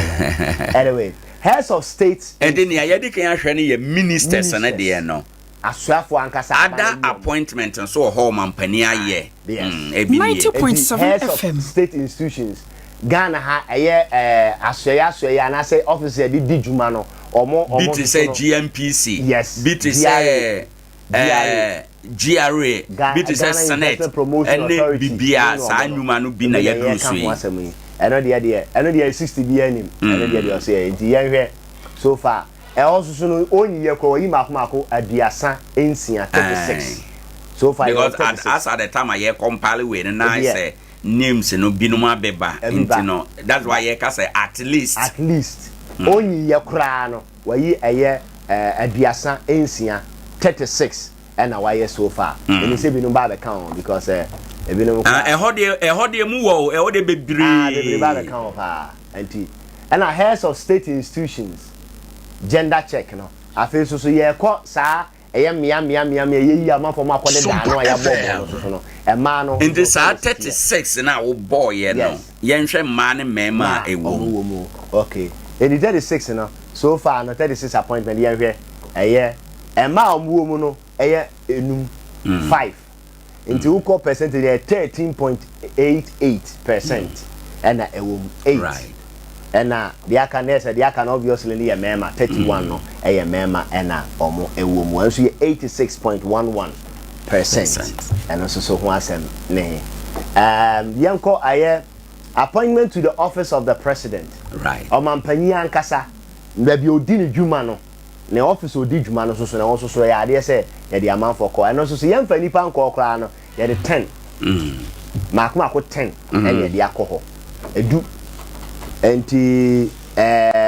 so far no so far bi ba be kan ho de ya be wie kura na aye ya yenhwe wo so se de nyina ye tie sompa and the office of the president no aye e ma no omo ye num mema so eye num enti e mu ache 50% right aye the office of the president e ma ne mema omo ho yenko the office of the vice president office of the vice president so nipa du na ye yi omo do omo ko ho also yenhwe ma muom mema ene so muom gender check a man no ensia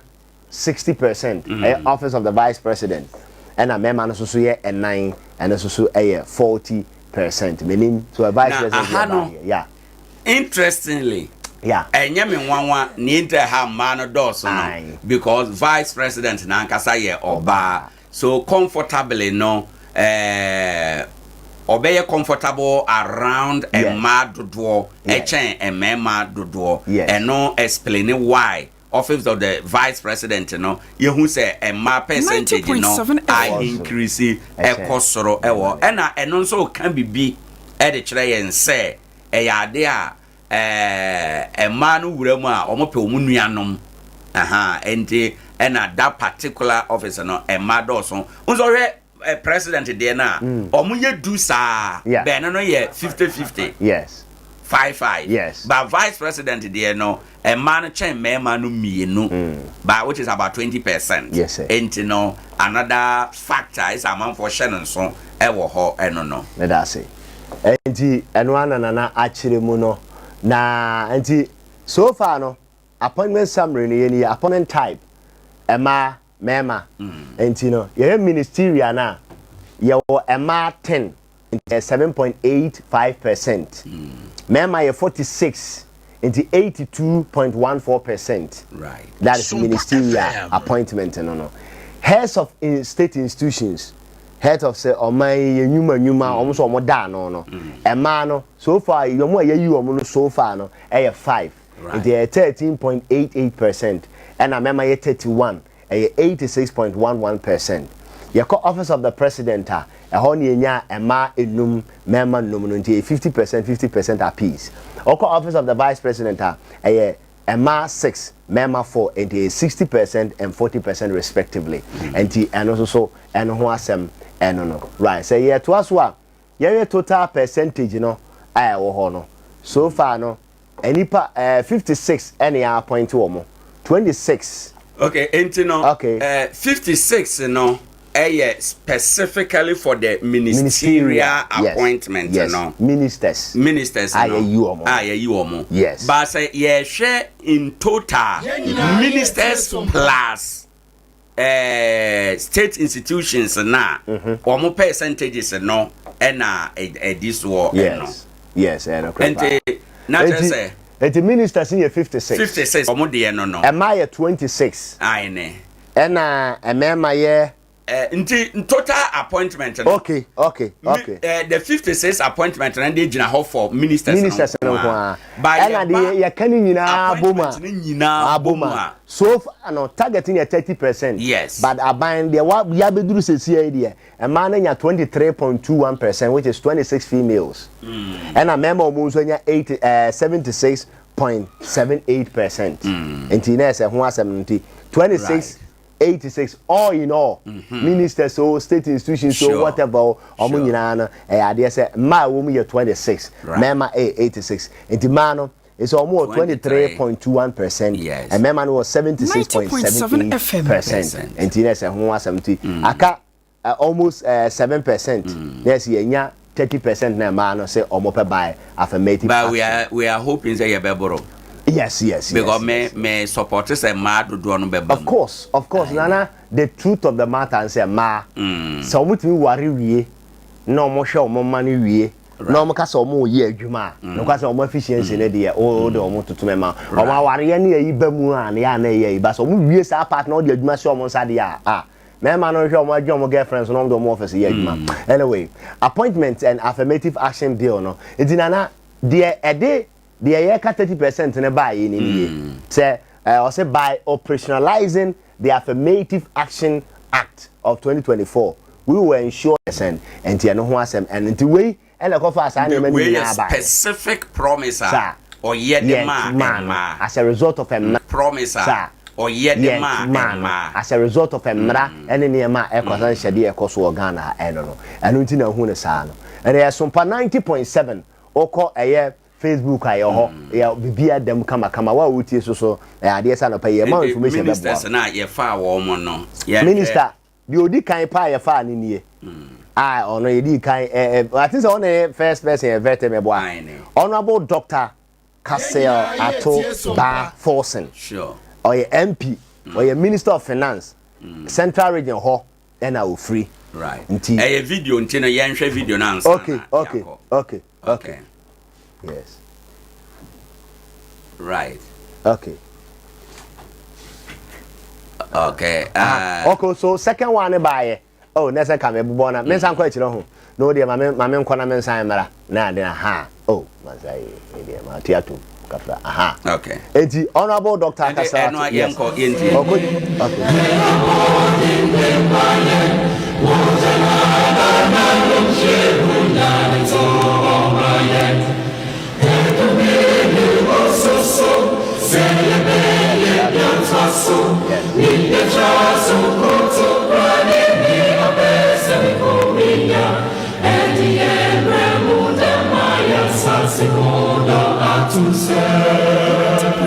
FM.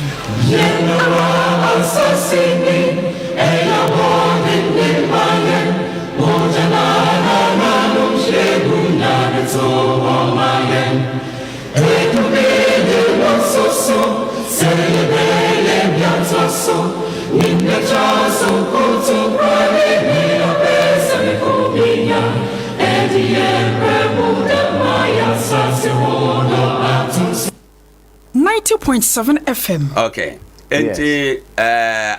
woko Facebook na obakona say ya na minister so far mo ayom no bia de so and in the portfolio yes Nkoranza MP special initiative also aba and yes okay Right, and the Ora Emmanuel Kwajo Ajekumu Honorable Minister of State in charge of Special Initiative on also na bano. The way no many ministers no and your winning any team capture Mohana, every CEO so non so.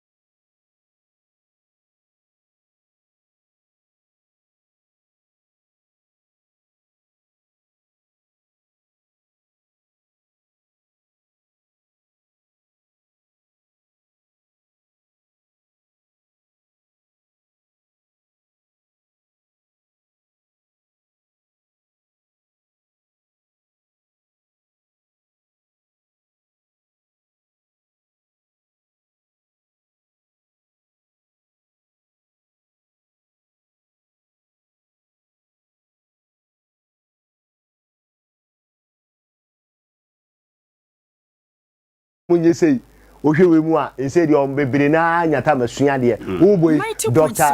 Jinapo Dr. Rashid Popo Dr. Hwan the doctor for no de o mabam right professor kura wo professors bebre wo mu o mo ye nti ye expect say expertise no o metin dia ye adwuma na dem faso aba na papa no say appointment or the amount will be abetia koso kama. I think for me the appointment I don't have too much issues with it. The only thing I'm going to say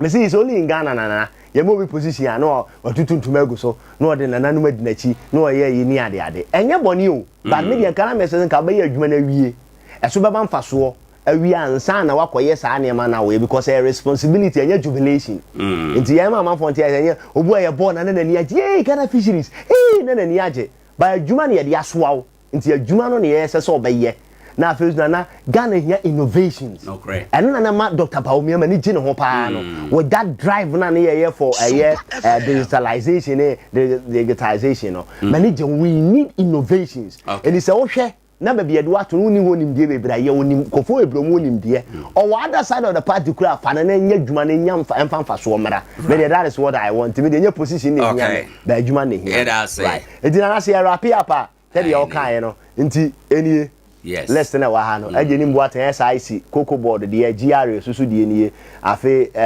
we susu de susu wo ho aha and they okoye Facebook page so Sompa 90.7 FM yes yeah virtually binum gwalma na nyeni nyina ne eden a ebinum akamu yantima compile wo mo nyina e wo ha edina na yeni nkomo why obia na yeni nkomo your interactive channels in England. Sompa 90.7 on Facebook. Or for WhatsApp so anasa only interactive WhatsApp so Telegram at 0598 994 994. Yeah, now brother Philip pass before you be call the next common money they wrap it up. This is near brother Philip so no there for him in terms of appointment no ni pa ye dey ahwehwe wo say adwuma de enye na yi but or hwe say wo mo emfele omuni excuse bia reason bia sa ombe fele na mo ombe ye adwuma ewo ha enom mamintie wo nso wadwe nkyerede na wo hunu ewo eye appointment mde na betimi aka kakra ewo ha first of all no President Mahama ewo 6 to 7,000 appointments 6 to 7,000 appointments sorry you ensure say where they are top of the iceberg ketwa be MMDC wo ho hwan bebre wo ha eso ye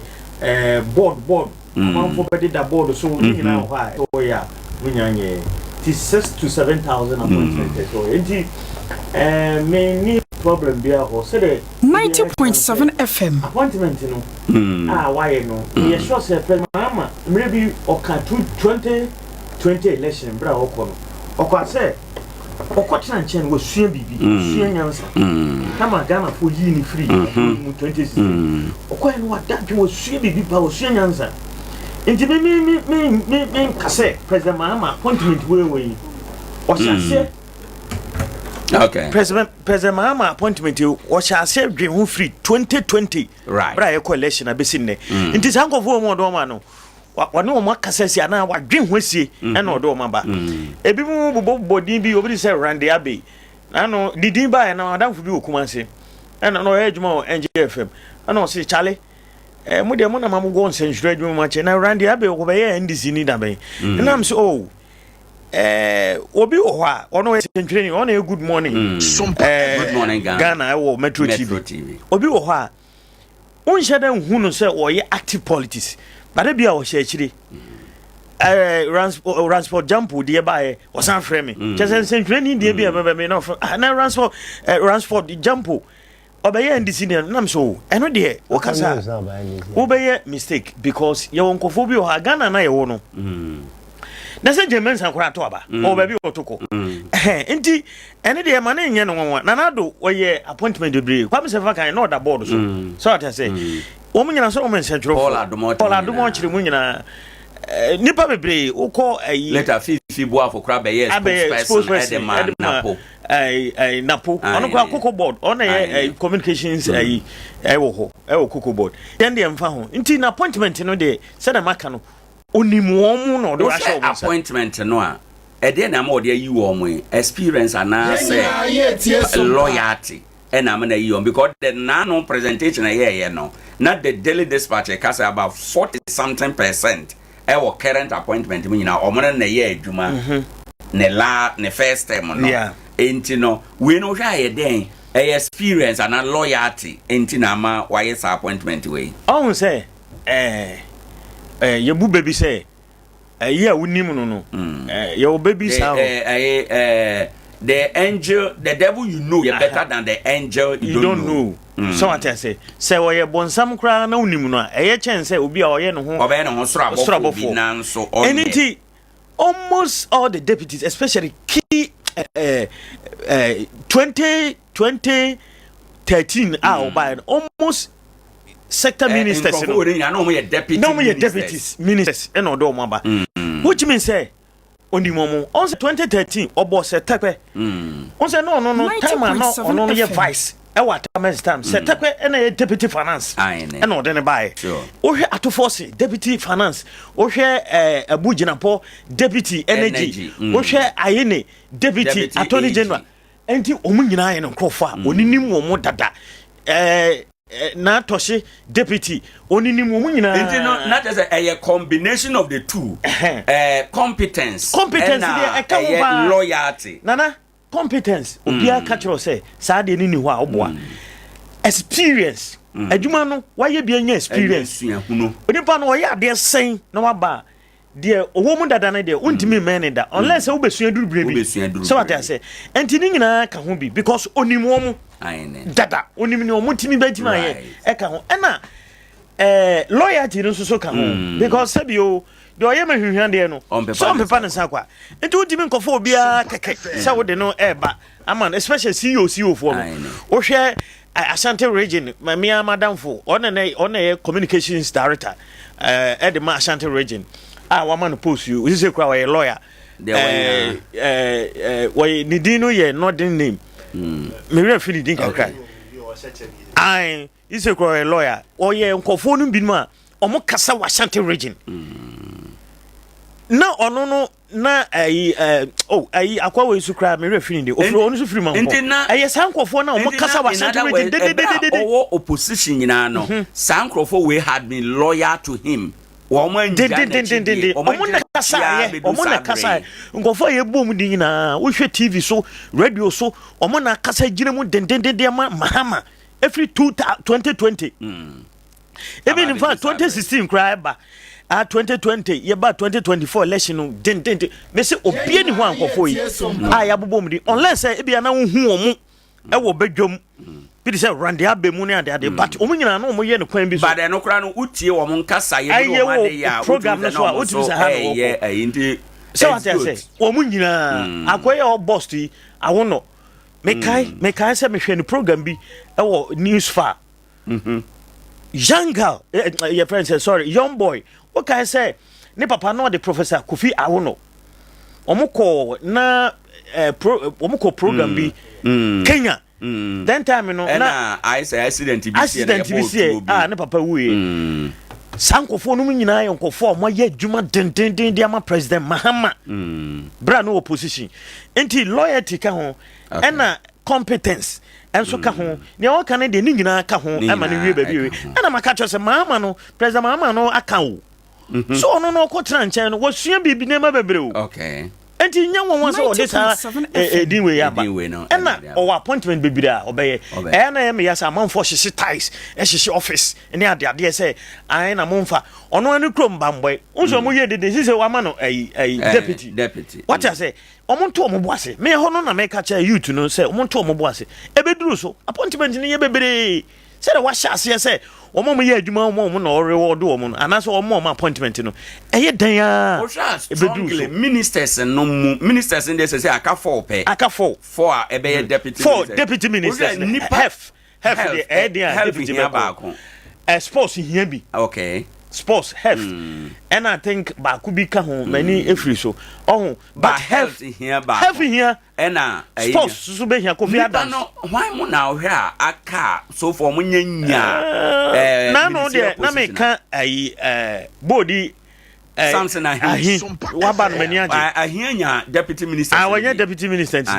mani age pa body de na me dwen ho papa but me na yisu de say wapa ho when ka say konya sector minister Asuti South is a Hajj board no so na dan no Collins Dauda enti minim say won so dini die no wadi bi say de minister de onya bi ono so na me kampa but ono de enti mi ko deputy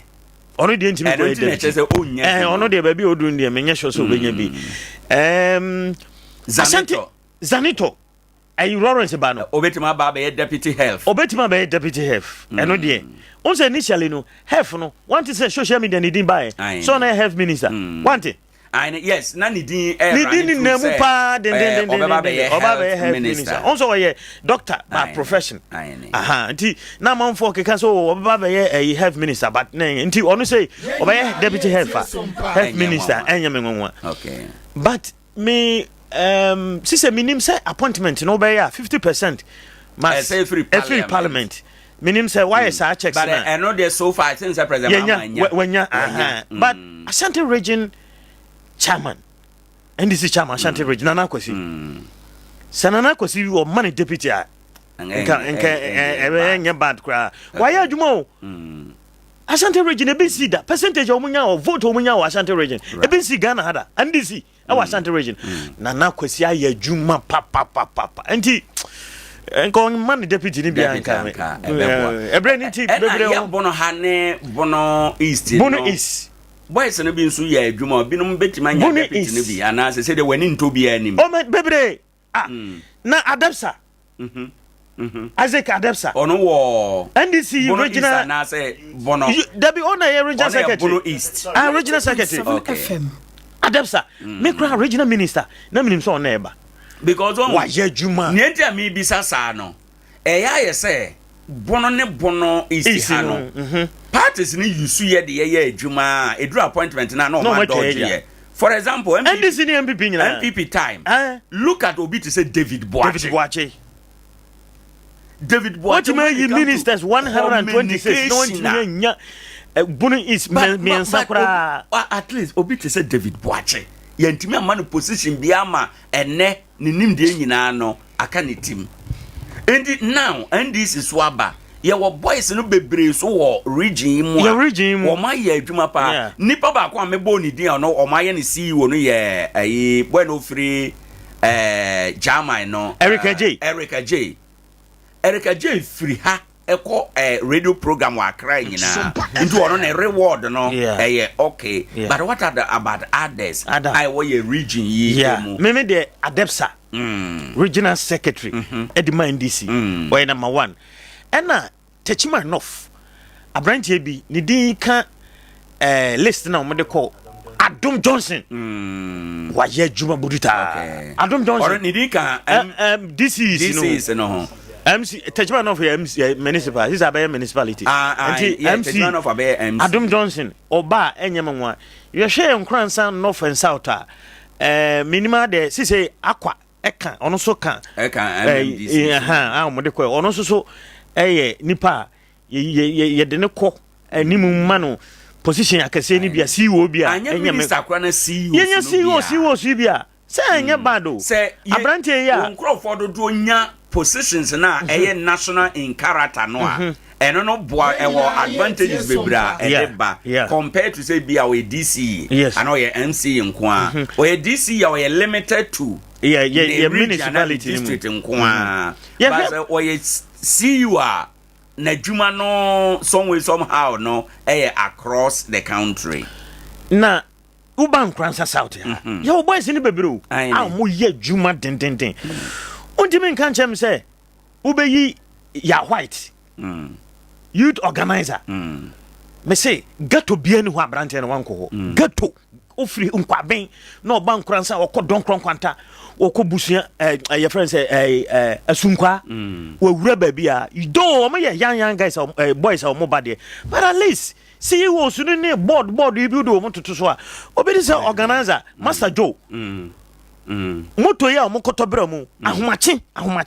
especially Sunday Saturday ahomache no ma sore boy ya ne namu bu ya wo ye treasure o mo nam no mo koromba katasko mu hwe adies mu ahomache ono mo ko campaign right sebi say de o mo koto board yi bi so MC o bi go Fred Dapa o mo say ne dey can list hu de but o mo nyina ya djuma den e won Nkoranza South a hwe vote a honorable Yimano Kodjaje kumunyae na hwe vote a NDC John Mama esunya enti ye fa boys bi na ye omo kakran at least ebedu mrebi no ye nso ye betima ka say meda se kwame ye ko akopa bibi dia ba ye hu say ya white wo ha enti me ko no mani nyam to me kosi ni so eno nti na nnora na me ka say Council of State na withdraw ye na ye me ya kakra no because aban ne de da ho kakraka ba okodu Nkoranza Accra hwan na akosi ni so eno nti sa wo nkrofo wo mu a unya wo kromfo o constituency for ewa aban no mu a udru nkran na ope ba bia awura wonim nya abekwa akosi ni so it is fine. All right, brother, anytime quick na yen hwe time no so na ya jai back no. Nana me dey o minister e fai area ha no. Sebe you said the adwuma rare ka no. Enye just my year adwuma keke. Because at every point beyond there's a hero for Adea Akye Abia or be o an ko say winning election or your expert. But e ba say ye de ya we na ye man ya e be ye den say bi e de be man na me hwa ade bi guys obobo mu di ni bebre na no they work towards sa de na on pese ye de ma omo no Erica Jim no one they work towards it by area na de me hu say sometimes guys ni bebre on they don't work towards these things na no kwazen na your position be kwa ni etam wo do kwa sha hodo ma one we position be do because you been one mafia say say kwa you won kwaye no wugina o mu bompa ba ye wura ma bon se dua bia obabi esie nti ye be share guys ni nkran say adapt say okay perfect because that guy is defending at the third masters also so what you say and he's an experienced person so yo we Adom Johnson okay Adom Johnson started working on himself see he can't plan in this local government area that he's my friend. When he started working on himself, in the sometimes, you know, he was in a sense of no, baby, I walk on the saw build or not, nipper to be a bomb basopa. Former President John Ejokunko for and John Dramani Mahama, who is the current president, me bomb baso. There are people who titini for me smart guys. Oh, I'm going go for buy no. Most guys and NP before you so munina, no more special aid. No me deputy ministers no me on saade no o se da na cha omo ade ba akwa ma na na dunya issue ni said some of the guys no one sign to omo so but no so affect na ban ne pa because Oma penye kwa do mo sheshe oni nyina no na oni mienti odo mo sheshe ho ene ye oni pa bo kwa mo ministry ya enka no kwasem na nka o mu ndu so mo ye ministers right zenke ye o deputies ana bi ntu ya Okuyeto no a lawyer to President Mahama pa and so deputy minister of education that one and minister of education maame no kona maame no education or experience into a nation ase said be at least with life because no we school kra national service kra no minim so e mpo kra na power the politics nti uti say wo mo do ma na so study a oye nipa wa head anacha wo mo from the days no eti obi onye sure no obi enti mo ya obi onye sure about him o ya na deputy minister even though nipa kwa we no kra na o experience obi ko ye professor o ye nieba mo so na ko se position bi a ka wo se obi anka Dr. Yensu we medical doctor edi enke enye minister ba so amfana akwa anko se ho o de ne ko se da bi foforo kra and o training ne ba because politics is different akando na order committee on health our parliament enti oyobi a we ranking member enti oyobi a wonim health no inside out Abia for former president Jerry John Rawlings ba no ebi kra e ka so na sa board no ko so na so well unti issues ne ba bebre na underground ne ma bebre ko so ya na onyai ba said ye ka no ye area ha no ye woni pani bi so a na they are duly qualified to make challenges special initiative minister Emmanuel Kodjajekum and honorable Lisbeth Ofoswajare who is a trade agribusiness and industries now Yamana executive instruments are 21 institutions as I say Ghana investment promotion in one national say I believe say a channel on so betimi dia aboa na guys now no the girls no bia kogu honom and the onokra no e wo say arrange no enora of institutional tour yes enti no e wo say arrange no don't worry we will arrange yenya no one on one na via telephone na in mesro na na be mesro be say be arrange no obenya no na na di nkomo e wo say you omu use sai because especially onim papa yen chomo ye wa chedu anu bi na ba koto you be so shocked unni obi a ukosi ni so na sorry akọ Flagstaff House na Jubilee House me na me MC wo Nkoranza ebe power so Nkoranza no den sane beto ase ya baga wato ake se wate antina na ye hu ni sa na enye kwa nti ye guys ne se de omo ye no ho wo ye adwuma ni na wo build yourself towards dey ya me ka se school bi okra na wo kwa enye for certificate who gina we one and you don't need any certificate to do anything but to be honoma acquaintances imagine so the president Mahama ko so be course e o jimpa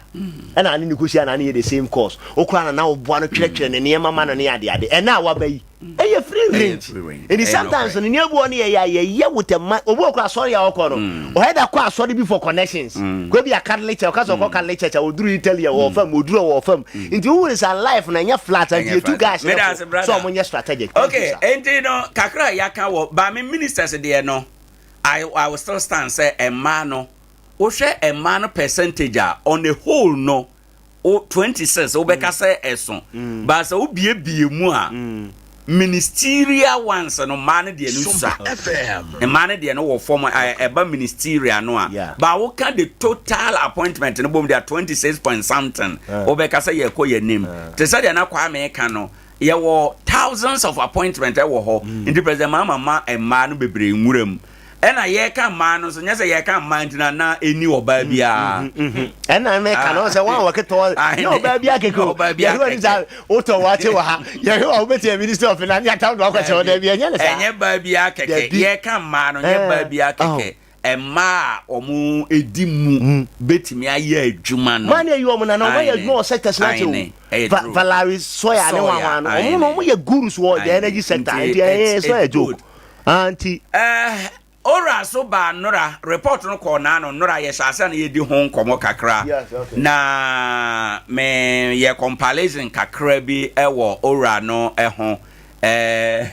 ye ora no quick one and there about 5 slides pe na yemfa eni nkomo na yenko enko toa so emfiro ade achen bia dwumade nie and the ministers no ena yakwa kodimu nkomo kakra no na ba bia yaduru ye behwe ora no so kakra ewie ora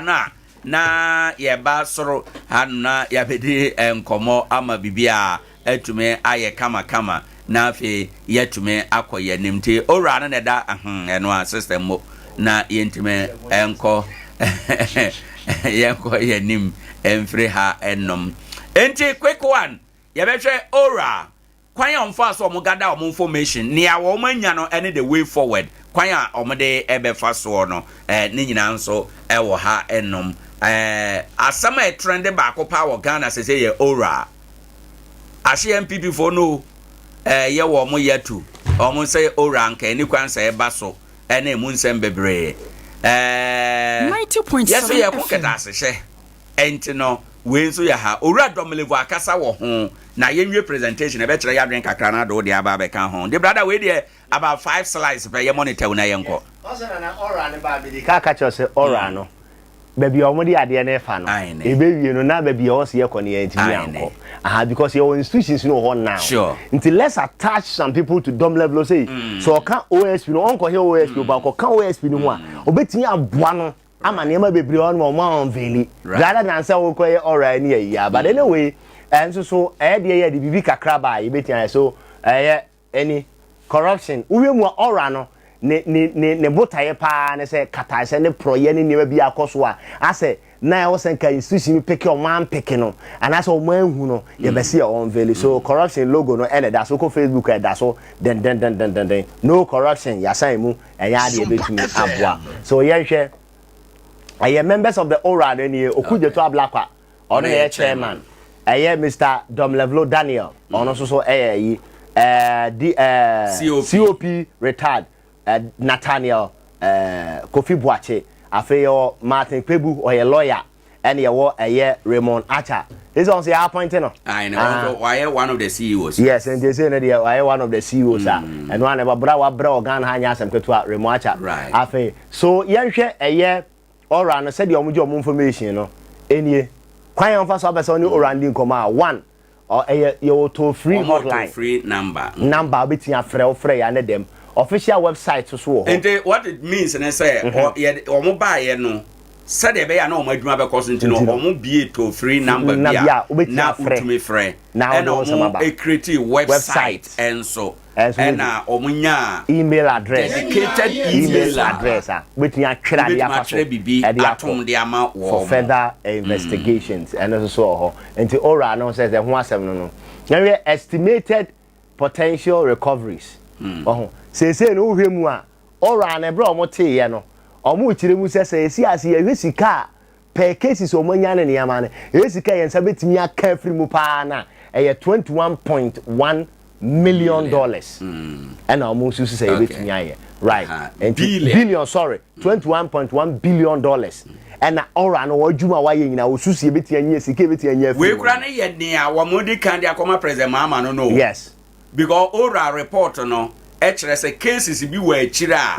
eno da so committee no ho ye nyam present eno emfa ma president mama na nia ya present no de kwa command ye se yehwem ye bi achire ne de mra ne ya jimu niama sika e benya fe mu nie opepe pe aduonu baako ye nya we ya for IMF biem because IMF 3 billion IMF ya $3 billion and away $21.1 billion also what an audio question so tell me mu yanko IMF biem and say it here right so yeah also key statistics of oral process NTNA is over mu 2,417 complaints received it the only come president Mahama no almost say a year complaints and some amount for the bro almost sakan ye no a year 2,417 and no nye case ne gu omo hwemu no we and ade omo so mati abone po and won sakan mo de akakoma a year omampanyi and yes ye baako no see 230 cases submitted into no 2,417 no emu 230 ena omo de ama omampani CCA a omampani so de ama attorney general ti 230 enu kura na ye 21.1 okay so ena 44 cases received from from civil societies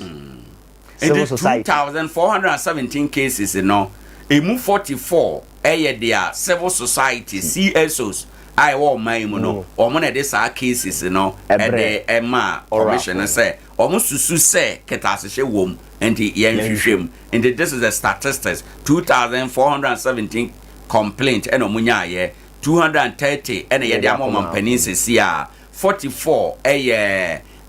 nia yenya free CSS yeah tie sompa enti eno so yanko na se mu asem no say Ghana's corruption perception over time 2012 ana ne da and you know corruption perception no yes say na rating up to 100 yes unya 100 and not just say oda ye pa not just a corruption bo modern say obesia no o manam maso yes 2012 na da 45 out of 100 that's still na your family 50 mpo 2013 you 46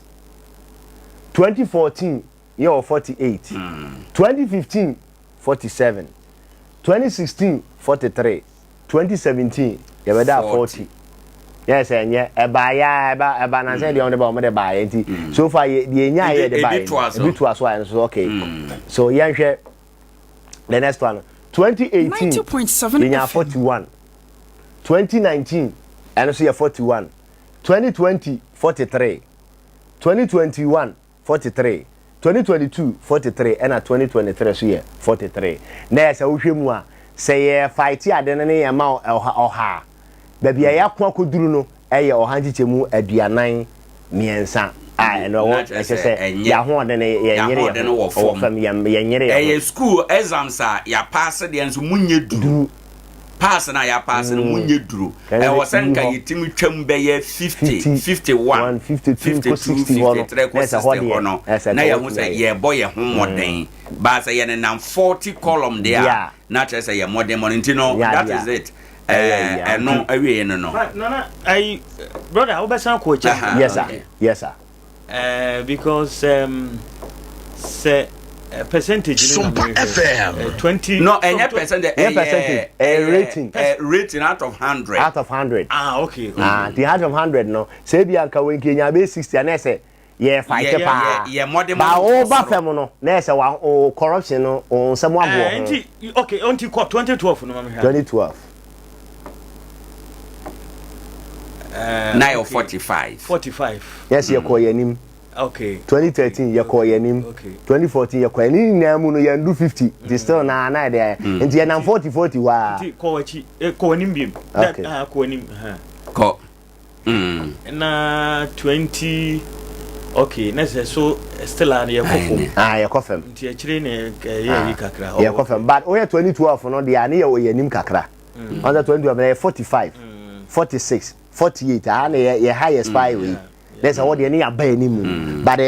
to confirm no na say ya ho ne no ya money and na say uhwemu a every 2016 and ye sha say ye te ba from kase pa we about 40 2016 43 20 40 not as a every hono na ye ba from sa but well abusafonti ora fonso edwumadie no eno na ye de toto corruption perception ho enti baby a yadru minim sa mbeka bibia na ye ma afra fumro mu kakra na ye nko nsense na ora eno akra wo boso say omode ensem no akoma president Mahama na ewie omode koye no wo president Mahama so de ama attorney general but attorney general no ontimi mfa asem we nkoko to askeke ese ye hwehwemu enti hwehwemu no beko apolisifoɔ bien na first sa na efe na izakwe NIB yoko ka ho wo mo na sese ode komo mu na omo hwehwe asem no 90.7 na investigation on be no a chese asomasi yese wato aban asase utoni se enti yede wo kogina court no asem no ye kan no ebu abo na nye sa de a sese no ade we a ode akoma president mama de ama attorney general yenya bibia o enkoko hwe afei na ekọ aposifo ho Ebeko yoko to begin with na afen na ye be investigation. Afen na ye be hyase. Afen na de dede na orafo na ye be jamanfo sika Ghana fo sika kwasha manfo no ade no. Eye we de eye. What is that? Na ye political strategy bi. Ora no beto Ghana fo adwene mu say ora no koje ye sika amaye. Ba nya sa na process na tie. Ora no ye information gathering body. Yeah. Omo de ekotietie nsem no na ye de akote se de omaye ede koi. Tie fe na ye behwem. Because Domlevo I can say ora for no need the capacity say omo be investigate wrongdoings. Indeed the omo ye ni nyina ye atesem. Matese we are say Matese we are say Matese we are say nti ye de akoi afi na atoni je na ebe ma ye hunu se ne ayede aba ni nyina no we ye getum ebe ye we ye getum enye ye afi na obe sone so ayidie wo mu no e de aye adwuma enra na ye kan say ye de ye support ora no 100%. But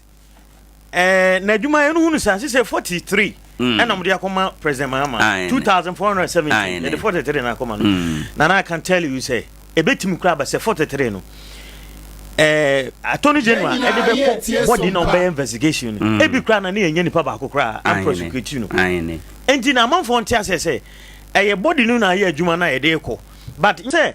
ye ti say anaso obi di asemba say yenko hwe obi ato asase wo ha ana obi afa aban ejapade wo ha na ora de koma president na ye wie bi da bi nya sa na tie afei na ye be sha de na se nti ye be kwa say President Mahama ese oye ne niam antem no ora no wankeka ne hu yi ahwa 4 years ni bedu no kwa no na sa 43 no kwa onye enye ize sa o na na asem we enye ize sa o no aha no adwuma na oma pa ma ye na ye wo media no mu ye na esa ye kyerɛkyerɛ mu omo de aka to abontene bam ye te ora no obi a wawia Ghana sika bia yakwa akɔgye ba nya sa na ade ne kyerɛ ba me no ora no boaboa nsɛm na no na ye de Attorney General na Attorney General hwehwɛ mu ansa ya prosecute obi even kwa no Attorney General no ɛne on be hwehwɛ mu ɔno de be kɔ ɔmo ye investigation for no on say prosecute na investigation one the prosecutorial power no mo wi a no mo de akoma Attorney General to me na ye de prosecute no wa Attorney General ho Attorney General na de be ma police yes if you say we say constitution na to me I the prosecute obi ni Attorney General indi ono no de be ko yokofo no nchen no ma ko ye investigation akohwem nye Attorney General be ono de ko mo no ko ya no me de ama no de court sure akoye hu adwuma but me no kra no de na me kan say enka President Mahama inka sesenka ora no or the commercial bedroom. No, Madam Maratachiri. To say office of the special OSP no. Who's that? Yet call a you. Yet they are called I know what Maratachiri. Saturday Maratachiri. But already, I'm ready and touching. Same Maratachia and Catholic General or no bet my energy. So I say, it's a Tony and Arabian Touchy. Tatoni General. Yet the command or Sunday co baby. I'm almost a year and Samba. But Senka President Mama at the co parliament. No Koshamara. Na ora no ankasa kra ye investigation no a na nka ora na ye na dwuma enka beboa pa ko mampani bia ba ko ora no be yusu so what I say anything no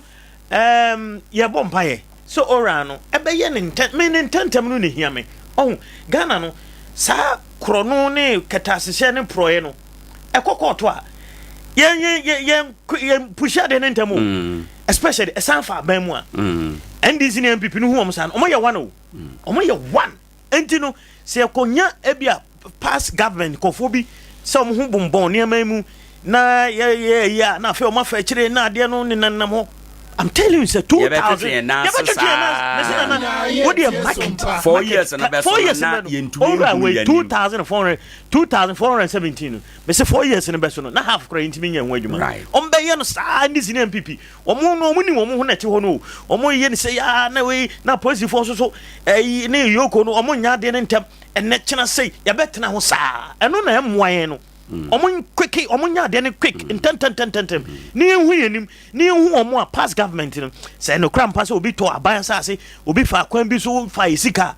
yenye ne ntentem na Ghana fo nya gidie mfi mahama asema kan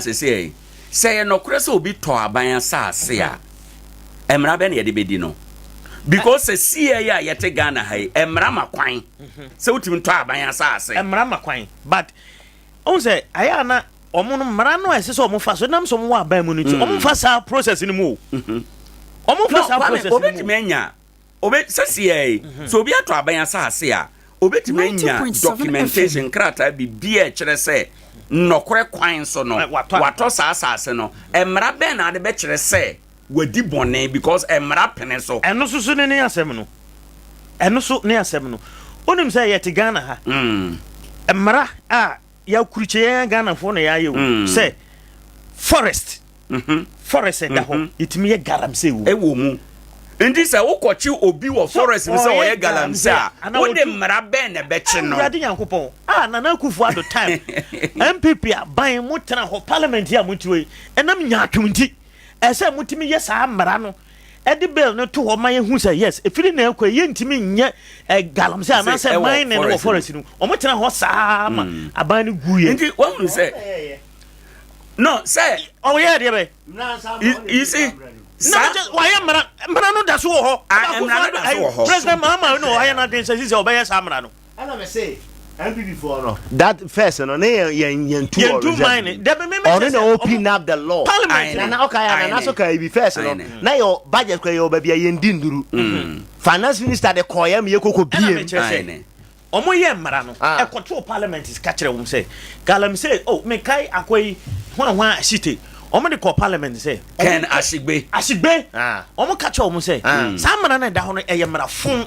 wo sori a we no e demonstration na ye nsuo ye say na ye forest nyina agija ne ade into parliament omo fo mo nansi fom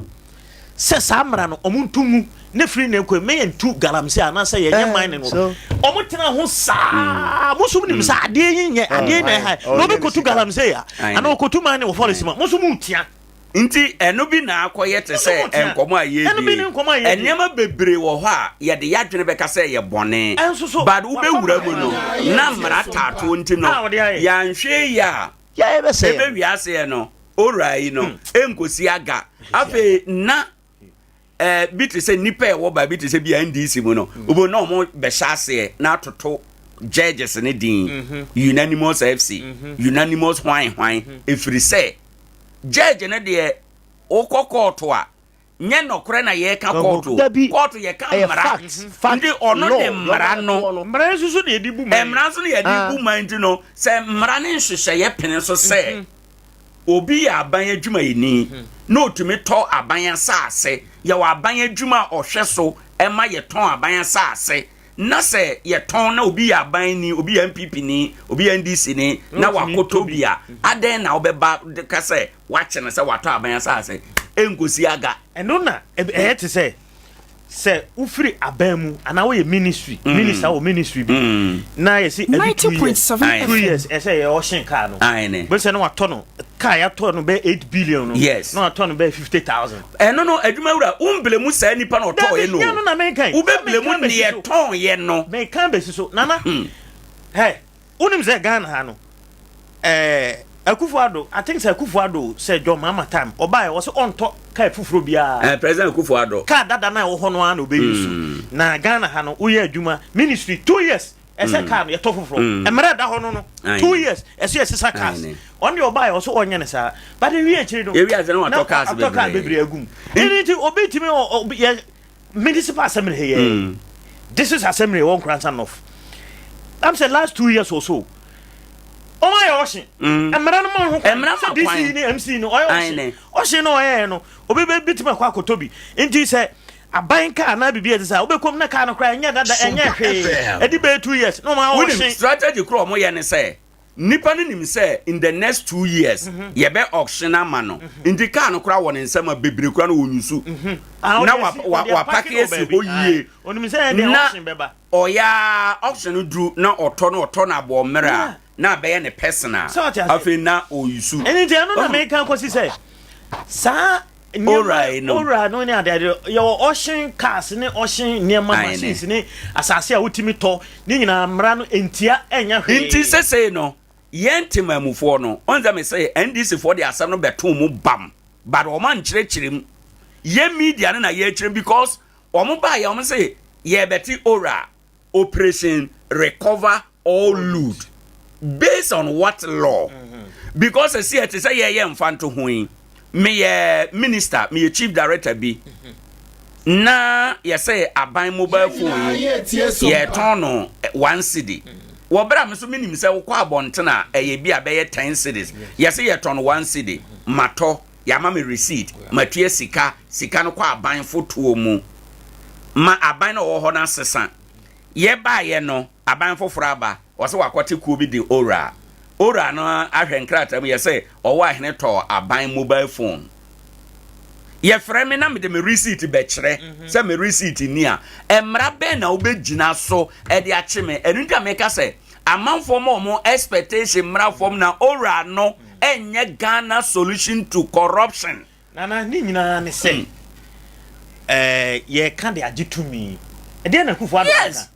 de na kufu ado wanka inti say wo ye party supporter now you citizen of Ghana enema no bi wo hunu say ye campaign issue me say ye can the win election President Akufo Addo ka say Ghana amanfo disika no de onsoso nkwasasem 90.7 FM obechi amanfo gu o kan say obeyisu even the announce principle and so we are say ekosi say enti don mama any NDC for so e kan bi say ba omo di aban sika ebi ne the consistency chief of staff dia betu say ye kan sem san ko no brebi dru a bi ebe yemu say enti no waka say nkofo disika nti e ba ye be che wo mu amanfo ato abansa ase nti e ba ebe yemu say eno no na eguso a ye no because me da me hunu say ora be fail ye da okujeto muntaka ena Sam George omukọ veteran ena Haruna Duso that day na me hunu wa political eye bia no that day na ora fail ye afenyo ma ke bisa omu nyina the same question say mato asase o cantonment o say ai asase no na ye hwan dia e ya aban dia na minister of lands for ne ton ye na me to ye e na me wo me receipt me dan no na ora fail ye so wo political aya dan no na ora fail ye Haruna Dusu kra dia me TV o me ana me hwe TV o say ai afanyo man to bisa no obisa no yi no yi ade ba kon kan say oh why are there so wakasa amanfo kasa aban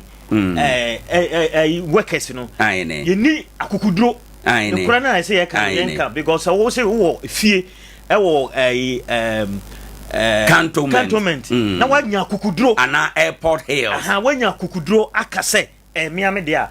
why are there so cancer because they are more DCC ni ade tigana nana Ghana for there ye na ye ho brother mami brother quick one I am after for me say lands commission ye ton na ye e be kakra no ye nana no mo ba no ye nya ba bi nsi aban japade ye to abansa se nyina ma ye ho de me yan say timamini bi o ba bi me de nana I think say ora omo the attempt was good. In the attempt in your goodness, in law and as in a system, no, and ye to be come one here. Sometimes ya can say precedent bay and almost certain. Sure, because okaya adeba kwa Attorney General ya me japa yesa Maclean you who busy 90.7 FM. You obi akogina court. Ko de ye na si say obi e de no kokotu mu obi okra sika bi akodi nu ase ye gye ade. Say why you medie identity so e o mu say attempt e osa mo nye ye ba identity so anytime bi that law can be triggered. Nti etora bi kura na nka resources na ewo mu no kura no ye betimi ya kwakodu mpebeso ye bi ye be ye mrabo ho ban obi bakro ndi mfa ne nsanye de nko kan bi. So it's not about ye chi obi atum and prison kura no eni wo senke ye kwa nka ye ko say obi prison for reformation sana nke ye no ye de ne ase kwapa no ko ne mia no ne ade nti say ya Maclewe Johnson Maclean no Maclean na ya be press conference amane reason na one fa ayi on several president papa press conference wo ye any problem say ka wo ye kura no wo ye lawyer unim court process ye de ya kwetu obi So we have to go through the court process in Yempanye. Said the way that you'll be doing trouble to me, my but no, yeah, no say lawful. Emrano man quite say as attorney general betima file what we call nolly process why. Any problem, yeah. But this time a case, what is the magnitude of the case? What is involved? Case in the end involved. Is it about the nation or it's about one person or authority? You want to say it's about the nation. So I see you share the nation. You know that make us enemy technically and morally, which at every point we are here. I was to be on court to Krana. Judge, you know, to share the visa. Okaya, I to Guba. O share the on to abani na apai. Also share the and any Mexico no. Say uncle this direction. Abia the banana. Then he moved to doors that he explained. And will be a kind dinner. Maybe there's already no. Say anti will be a crana. Na a good pa my idea the other buy you know say one omuchire cases aba two the omriama president and the civil societies in the buy next to almost son anyone say so nipa bi din beto abonten a enye say ye boni dia say ni din keke ba hwemu akoso enti na won say individual mo individual bia they have been very mature enti na say your name and shame you wadi bi also be ye president my say next time it reference anya bia brante ono ko we say ye che no am obi dia ye intimi no I believe say me na make nyina say ne man nyina be hu say o papa na ko ya de we ya enya agudie kura anti eto bi na say ye ni enya hwe kura na de me say enyi say ye with hunting eni say babe and the almost say ye on process ne ye pa up to now so wonti obi adin but ene me ko so underground omunye hwemu no obi bia o ye yi bia anse ye ko na se nye sika kra na ye beje na se ye boni din wa ade bim na ebeye nsa na okra na next wo koya ade a obehwe yi that's me dan se bebre abusanfo na ba bia ye duru ne obetimi afre na waba so o baso tew ye bre no anya aso na ye nya kwan akọ edwa eso akọ akodi enkomo 0598994994 good morning 90.7 FM good morning udeni baby akasafi Bacho me Muhammad Nkoranza meda se Muhammad mayentio apa mama nchira me din de Owoahene me Muhammad okay yanko Owoahene medaso na me Nkoranza my Sompa hene mo pate me wo me say the Ghana ana o ban betumpo a e fa bi o ho igina sankrefo so na enne Muhammad me boma baso to the same one no yankopo nchira mo bebre amen yan say that se bebre 0598994994 mpacho uremu a ye be fa wadwen kire e de asoso 0598994994 ye de ye say ade chi a asem no ye kan asem ba no ye ntem ye nkwa ye we ye nkwa ye de da bi ye nye ye de sa e wo ha enom uremu a ye be fa bada adwuma ye monitor na ye nkwa dwa so na ye hwebre na so apa ho branch no ye monitor e wo ha enom anope ye be kwa from Divine Winners Company Limited for say ye mfa Vital 05 enko afuom na ebeboa ye ko ba bi eton agrochemical bia benya 0243852751 good morning Mohammed apulege fianso meda se mayenti omira nyamisha mona mobile mbone mukatme nkomboni mkompede right mina na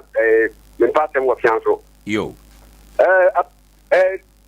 Ghana die anakrekani wiase yeko tumbia kana kweso omuntu wafu nti jomama moving wayi no de dikabia wanji kari nyirambra right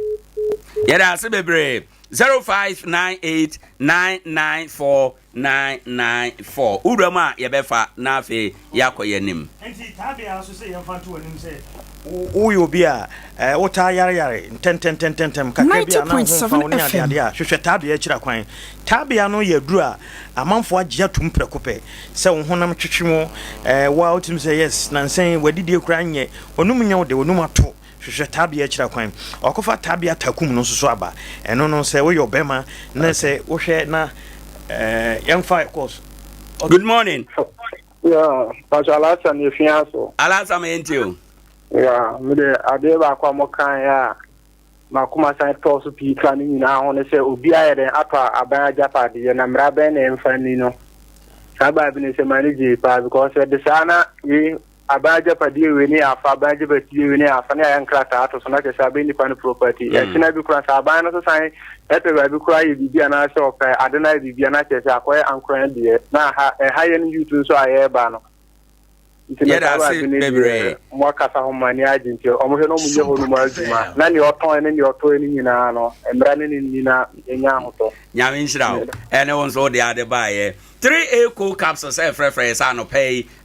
usisi yade uyema team copper 3 cool capsule pharmacy bia mu ubenya bi 0546-107-107. Kwabis Educational Complex. Enti se wawo ba kitwa kitikiti na opeso odini ekusukua. Kwabis ne se odini ko. O Kwabis senior high so ho. Shenon so se omu ewo nishi mu ho. Friend 02488-76028. CC my God, my glory. Kaka say mobile phone ho nema, mobile phone ton. Mobile phone akura ne asai ne nyina fabra na yenye mawo ye ben aduana ba pharmacy Nkoranza ha ya ye ne water tank no Anglican school animu ho no ene die ni hwe 05544959112 Samsung na one collection so say bra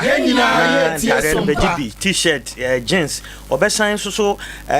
SCC watare kama ede amount o runabout o be MPP office no free 053266324 yade ya Indiano pay Dr. Mark say watena say tumnika bra beje wa yare sa osa yade bia oye lab test ultra scan 0592928786 Desmond abro sanemu ewo dwamono mu bojibo efrefre say ene say wo account impo say unibi banks be the Fidelity Bank, Eco Bank, Access Bank, Car Bank, FBN Bank, any GT Bank, bra, baby account you be ho. Who you see baby amount. Mon so mo pe credit ato de akoye adwuma enye sika gumboto mu no. Mon so ekwanda ho.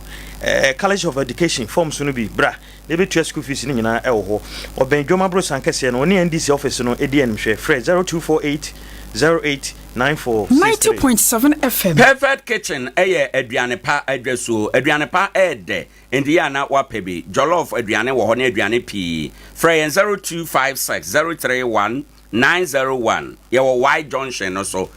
Otra Stivo abro sign no a ye na ye toa so no Yichre Herbal Center so Mama Esther and say akofa nuro ni nyina ba baby ye we bia bra na ba ku bia edidwuma kese pa spiritual na won sabetima kan be 0246775319 Dr. Oboniu o say anope watena say o say ni subidi akoma yade ne atipaye onya adwuma bia na te ho wa bra Nkoranza de shman baby ebu gas no 0249761508